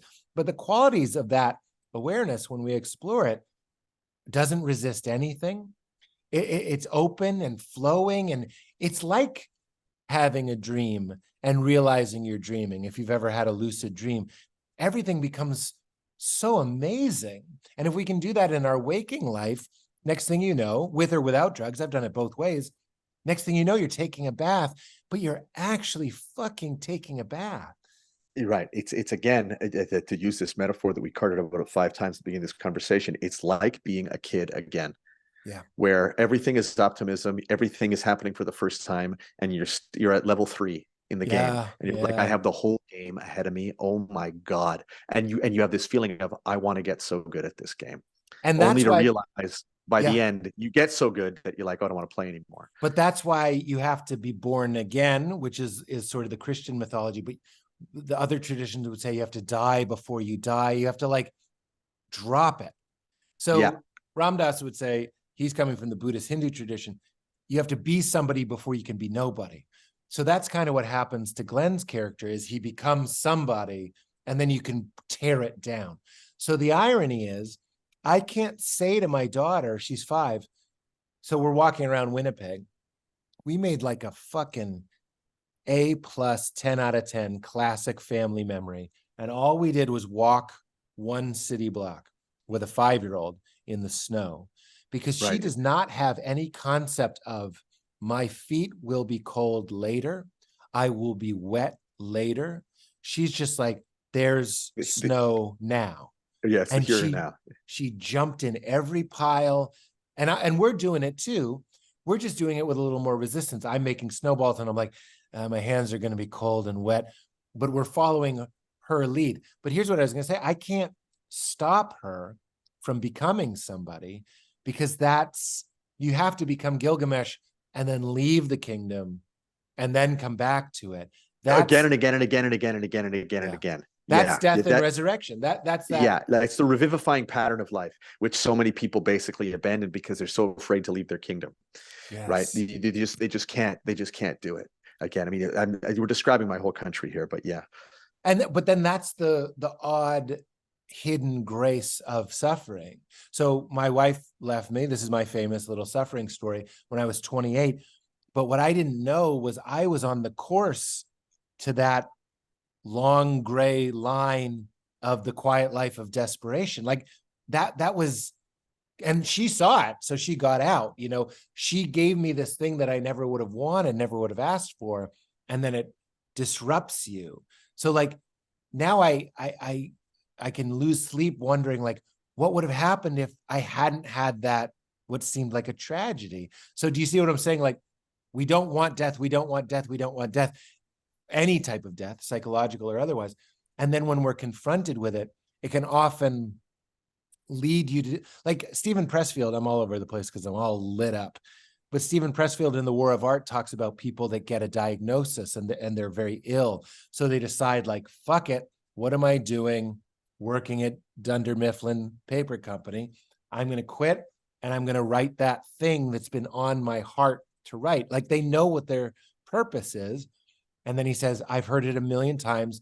They quit, they move to a little cabin and they write their thing. And then the disease goes away. I know it sounds like snake oil. I'm not saying that's a cure-all, but that there does seem to be a yearning of reality to express itself. I forget who said it. Eternity is in love with the creation of time. It wants to play. My daughter's name means the play of the universe. It wants to create and explore. And when you resist that and you're blocked, isn't it weird that there is a force that, like, without getting too woo, that wants to play? Well, look, that isn't that what all the old Greeks, they used to call the four humors, and if one was out, that's what made you sick. It was like there used to be a very close connection between your Wow. behavior, your dreams, the things you did in your life, and your physical health all the time. I Yeah, think but it's why that's these archetypes are so easy to spot. You see some crooked old man hunched over, walking around, so like Scrooge-like, and you're like, I guess this guy seems somewhat unfulfilled. It seems like he's resentful and didn't get the things that he wanted. and It's like then we all manifest our own story, whether we want to or not. and what happens to Scrooge is he's disrupted by essentially death. Like, Death, yeah. exactly, And we have exactly. that with near-death experiences. We have that with breakups. We have that with losing jobs. And it does seem to be a huge part of the cosmic joke. Is we say it all the time on this podcast, but what you want is on the other side of what you don't want. Joseph Campbell said, the thing you want is in the cave you're afraid to go. Exactly. And In the filth, it will be found. what is that? That's the Latin term of this, of where Joseph Campbell got that idea. I don't know how to say it in Latin, but it's in the filth it will be found. Wow. That's the English translation of it. I've heard that like the orchid grows in shit and all that sort of stuff. It's like, but we still avoid it because it's so much. Well, it's not in keeping with our pleasant and where everybody now is almost like a person of the court. Everybody we have such decadent lives. We eat better food than kings and queens did even 50 years ago. Like everything is just we're indulged to the point where we don't even ever want to know pain. So I love exercise. It's one of the other things I discovered as an adult is exercising to the point where you're in extreme pain as often as possible, just so you can get close to that feeling of Glenn does it too, which is one of his great well, one of the things that makes him great at what he does is that he's not afraid of pain. Well, it's funny that everyone who listens to the podcast knows I'm going to bring up cold exposure, but I do cold exposure. You don't have to do that in Canada, but I take cold showers and stuff. And there's something really mythically great, meaning It's an amazing feeling. It's a microcosm too of going like, I don't want this. And you do it, and your body, what does it do? It gives you all these feel-good it's what I'm saying. Everything you want is on the other side of something you don't want. And exercise is this like little representation of that idea, but that's for everything. Like you sucking at stand-up and propelling you don't get propelled harder into film if you didn't suck at stand-up. So you had to like, that's for sure. But I could turn that on its head as well and say, oh wow, maybe I was supposed to be a stand-up comedian but was too afraid to pass through this threshold of humiliation, and if only I had, then God knows what my life would have been. Yeah, when I was a kid, my big dream. I saw that documentary Comedian. I'm not sure if you ever saw it. It's only one of my 1,000 times. One of my. I'm telling you, I watched this movie so many times as a kid. Yeah. I know every line that Orny Adams says in that thing. Like I was obsessed with that movie, and I thought I can do this. And boy, oh boy, did it ever destroy me. But I think you were obsessed with that movie works again because it has a mythic thing going on. Big time. It's a hero's journey. People have said that like. Colin Quinn is like Han Solo, Jerry is like Skywalker. Unfortunately, Cosby, I know, is like Yoda, but there's these, but like, he is. I know, yes. That even in a documentary, which as you know is so painstakingly constructed, is following a pattern that you were like, dude, I moved to New York because I watched that movie. I was in Chicago. Are you serious? I was in Chicago. I watched it. And like within 6 months, I had moved to New York because I was like, and if I wouldn't have phrased it this way now, but I was like, okay, there seems to be an amount of shit pain that I have to eat And it seems like there's an all-you-can-eat buffet in New York. Well, Jerry says it so well with that story about those construction workers in the documentary, when he says he sees these construction workers walking back after lunch, and he has this epiphany after he's just been fucking around, not writing, just kind of twiddling his thumbs, and he goes, what am I doing? These guys don't want to go back to work, but they're doing it. Yeah. Why can't I summon up even 1/10 of the dedication that these guys have to sitting in a room writing jokes? This really changed my life. I still don't live up to the work Me ethic neither. displayed. Me neither. Not even close. Two things. I put a picture that I printed from the internet of construction workers by my bed because of that quote. And really? Wow. I'm amazed that we've stumbled on this common ground, to be honest. I almost bought a one of those punch card clock in, clock out things for my desk, which is a cute idea, but I'm glad I didn't do it. That was kind of dumb. But I wanted like a record of how much time I had been at my desk. That was a little too type A for me, but that had that much of an effect on me. I still try to do it. Now I've gotten a little bit more lenient, meaning I know my process and I'm curious about yours well enough to know that if I sit down, some days I set aside just to write, and I sit down and I can just tell it's a hard no. Like to go back to the muses, like the Greeks, the muse just isn't there that day. I know Stephen Pressfield would be like, just shut up and fucking do it anyway. But I just will, I'm very lenient. And I know 3 nights ago, I went to bed and I'm working on this idea, and I went to bed and it was so inconvenient, but ideas just kept waking me up. And I was like, yeah. I'm, again, going back to the antenna, I'm trying to live with a clean enough antenna that whenever it comes through, that's when I'll show up. Yeah, you don't deaden it. Yeah, I would say we're similar in that way. In that, like, if it's there, I'm writing. I really struggle with procrastination in a major way. I'm such a perfectionist, and putting anything on paper, I'm just faced with, obviously, it's death versus what I have in my head. And I really suffer with that, like in a major way. But I spend a lot of time alone.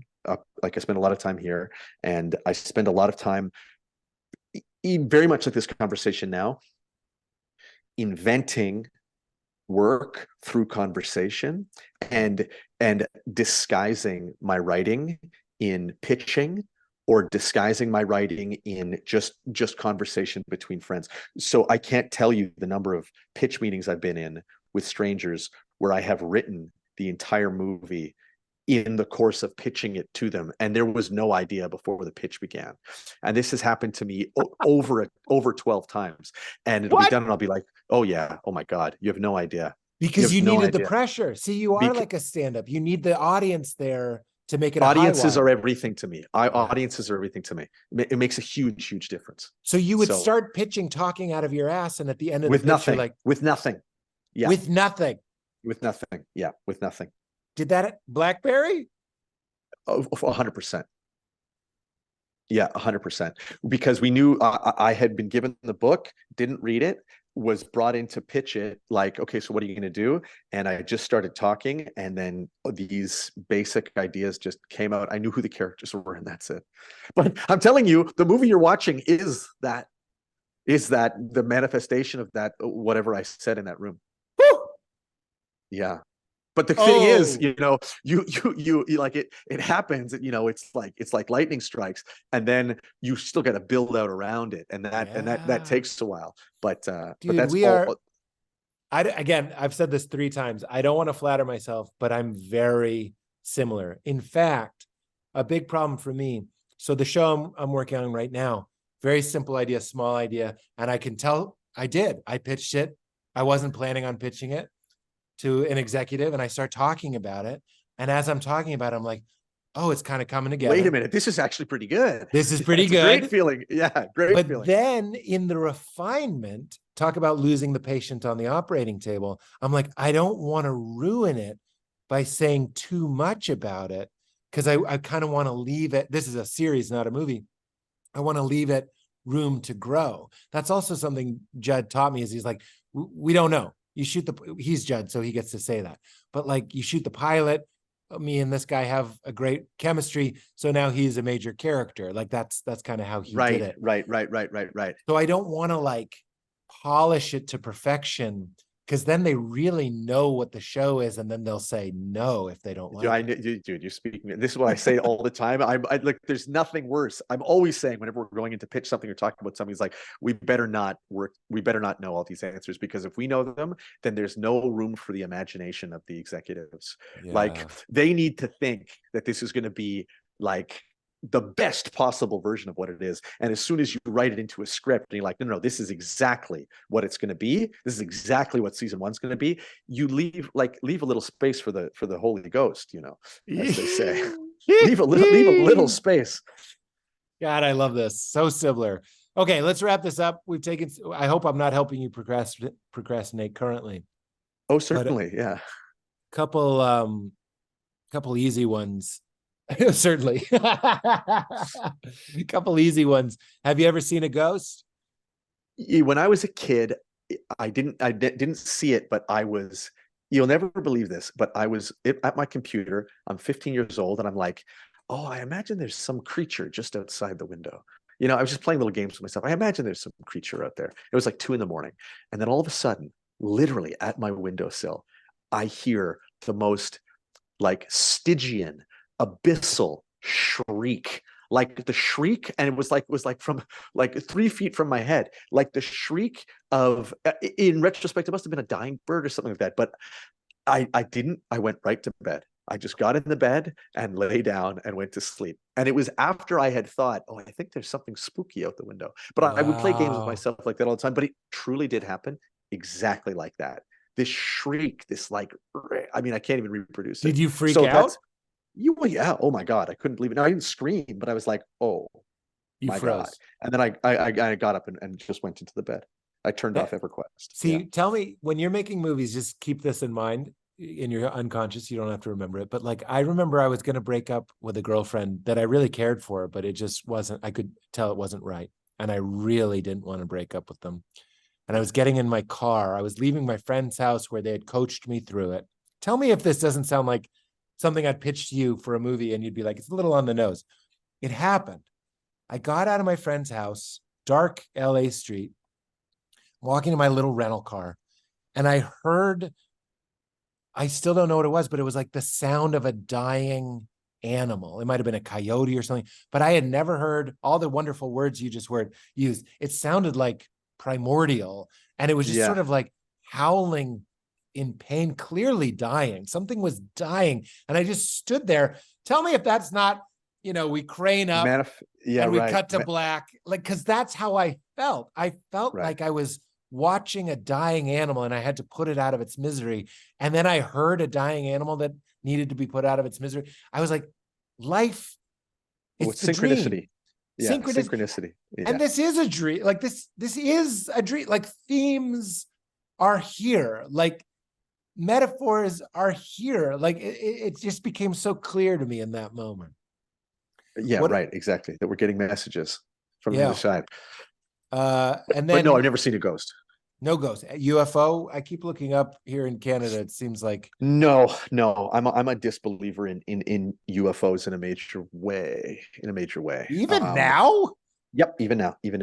I don't understand. What do you think is going on? They keep coming out with this footage.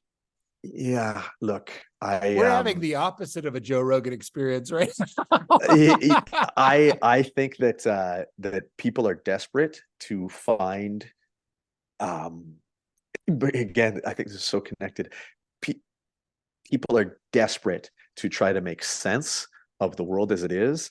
And there have always been creatures at the border of a known territory back thousands of years. Like there's always the territory, and there's the dog-faced monster that lives in the land next door. There's always this thing just outside the known that is coming to destroy us, that is evil, that is magical, that is bringing secrets.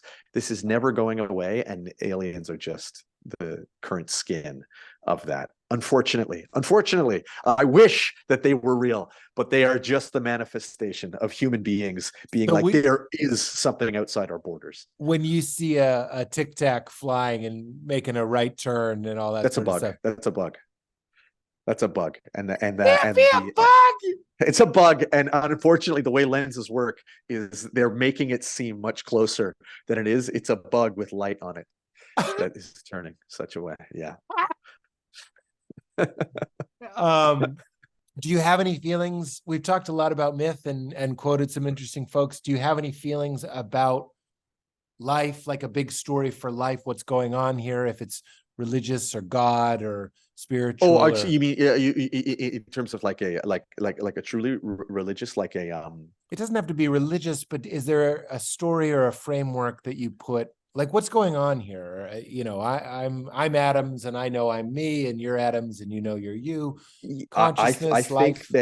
that whether like by pure accident we are the descendants of like a species that only learned to make sense of themselves through stories, and those stories became so unbelievably powerful that we are who we are because of the power of those stories, because of this singular story of, oh, I heard about this guy who went out into the darkness and he killed this thing that was killing us, and he came back with all of this gold, and I knew him, and this guy was crazy, and we should all try to be like him. I believe that that story is like wound up in our DNA, and that we cannot get away from that. And so any manifestation of any religious thought, or anything that has numinous meaning, like, or whenever you feel connected to whatever you believe God to be, is your reuniting with those original stories, Yeah. whatever they may be. And there's hundreds of them, and they're cross-cultural. It doesn't matter who you are. We could take people from any walks of life, and they would have that same, like, we were in a dark place, there was an unknown territory, and one person went into it and they came back alive, and now we love that guy. So I think that we are the descendants of these people. We're the Canaanites. We are the Canaanites, and we can't get away from that as much as we try. We can't escape that. And it's why I'm also have a very dim view of AI and cyborgs and the notion that one day we'll be in the Matrix and robots will be fooling us, that they themselves, like, I don't think any robot will ever pass that Turing test where we believe that it is a human. And that makes me seem very naive, but you know, you can, I make films, and when somebody's bad at acting, it's so obvious. It's like they just don't work. And I've always said, if aliens do come to find us, the one job that a human being would be better at than anything else would be spotting other human beings. We are so good at it. We're all masters at understanding if something is human or not. And if aliens came to find us, we'd be amazing border guards at their planets to not letting in human beings. Because we'd be like, that's not a human. What are you talking about? Get lost. You're not even close. And I feel like that's exactly what is going to happen with these AI cyborgs. I think. Yeah. That's very interesting. So even the idea that, do you see the same sort of storytelling at play when Elon Musk will very casually say, like, this will be our God, like we're making like a Tower of Babel?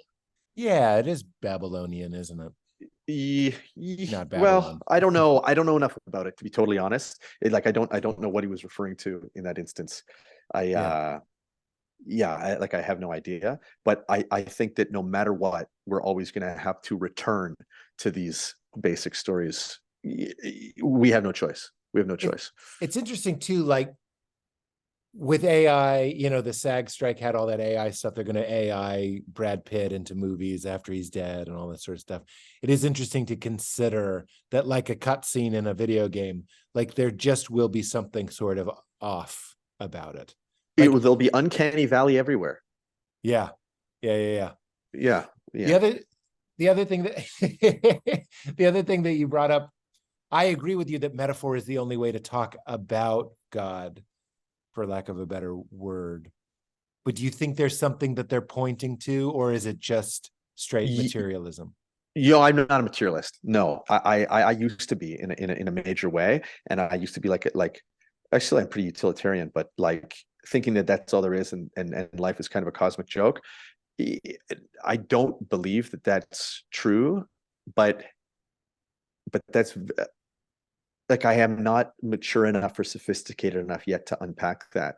I know that getting back to that idea of lying and me realizing, oh, no matter what, I shouldn't lie. Like, even if I get away with it, I don't get away with it. It's like there is a way of being that is ideal that I should be striving towards, and that speaks to some kind of, you know, like a well, to use that same word, like a kind of ideal that I can't quantify. I can't explain. But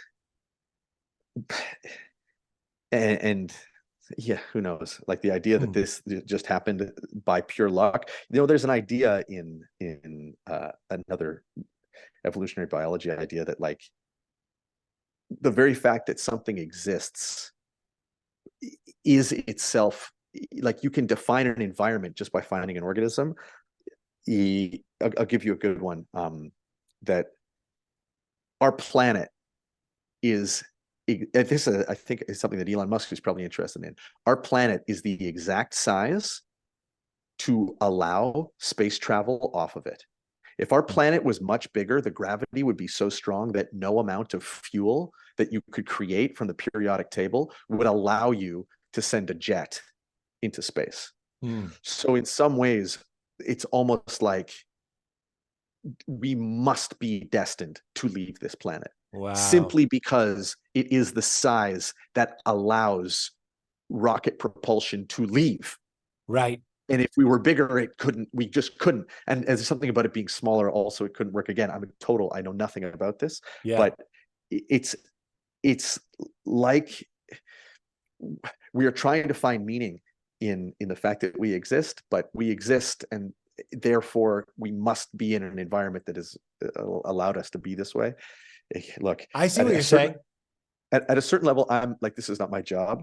I'm trying to stay ignorant of these things, so that I can ignore them. Same with politics, but my perspective on these things changes the older I get, and I realize, oh, things seem to be connected in a way that I didn't appreciate when I was younger. I love that. You've said so many things I'm never going to forget. I can't bullshit. I can't there's promise no way that. you remember I half can't of this. promise Yeah. that. Yeah. I can't promise that. Dude, I loved every single part of this. There's one last question. Can you tell me a time in your life, it doesn't have to be a great story, where you laughed so hard you thought you were going to puke, or you were crying, just like a great laugh moment of your life, if one comes to mind? Yeah. Well, I'm sure you know that when you're working on things like this with your friends, you laugh all the time.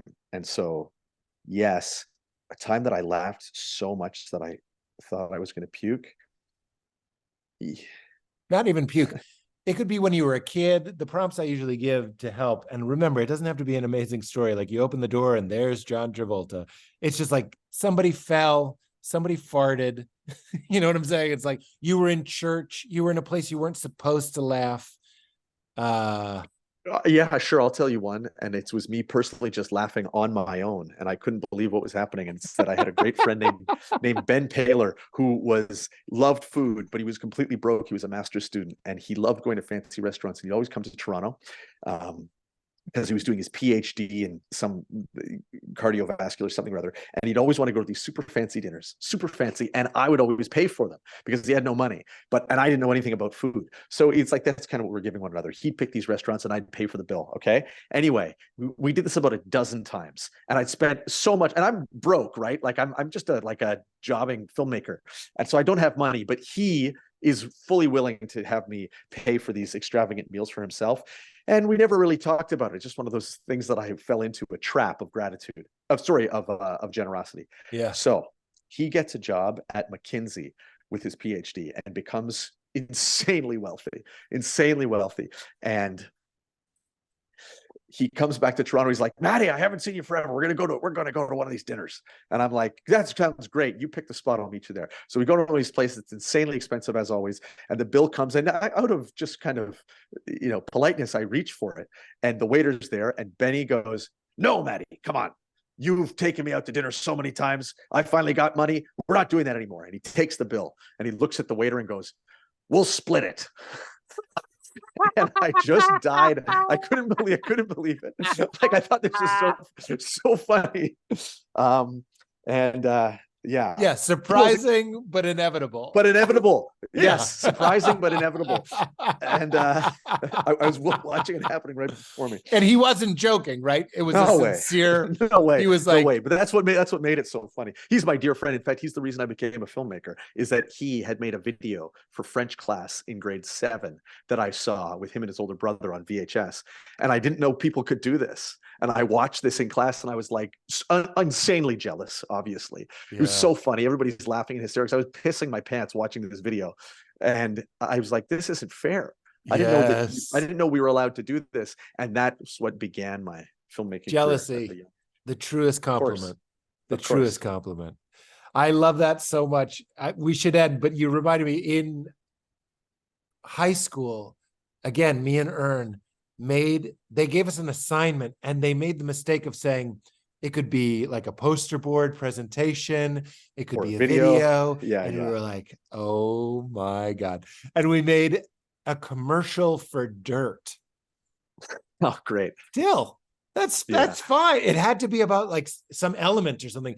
And of course it was just nonsense. And we're talking about how you can make it into mud, and it's so all dumb. the different purposes of it. Yeah, grow vegetables. What's better than dirt? Yeah. What a gift the 80s were, that camcorders kind of existed, that you could do stuff like that. It changed my life. Same with me. Cheap and ubiquitous home video. Yes. Oh God, buddy, I admire you so much. Everybody go see Blackberry and watch Nirvana, the band, the show. Anything else you'd like to plug? No, not at all, Pete. This was a total pleasure. I can't believe where this conversation took me. I know. Yeah. And I'm like in a funk today. That was what I was going to say to you as well. Is like, I just woke up today, and I'll spare you the details, but I was just sort of like, just didn't feel like myself. And then when I was watching your stuff and I started laughing, this is exactly what you hope, isn't it? Like, I kind of started to remember myself and remember life and laughing, and then talking to you lit me up again. I was a little bit nervous. I was like, I just don't feel like the guy that has a podcast today, but I couldn't have been more excited to talk to you. And that completely changed through this conversation. So thank you. Well, vice versa. Yeah. Thanks, man. Would you, God, I'm so glad you said that. I'm just kidding. Would you say, keep it crispy, which is how we end. It's just the sign off. You say, keep it crispy. Keep it crispy. There it is. There it is. Keep it crispy. You made it weird. You made it weird. You made it weird.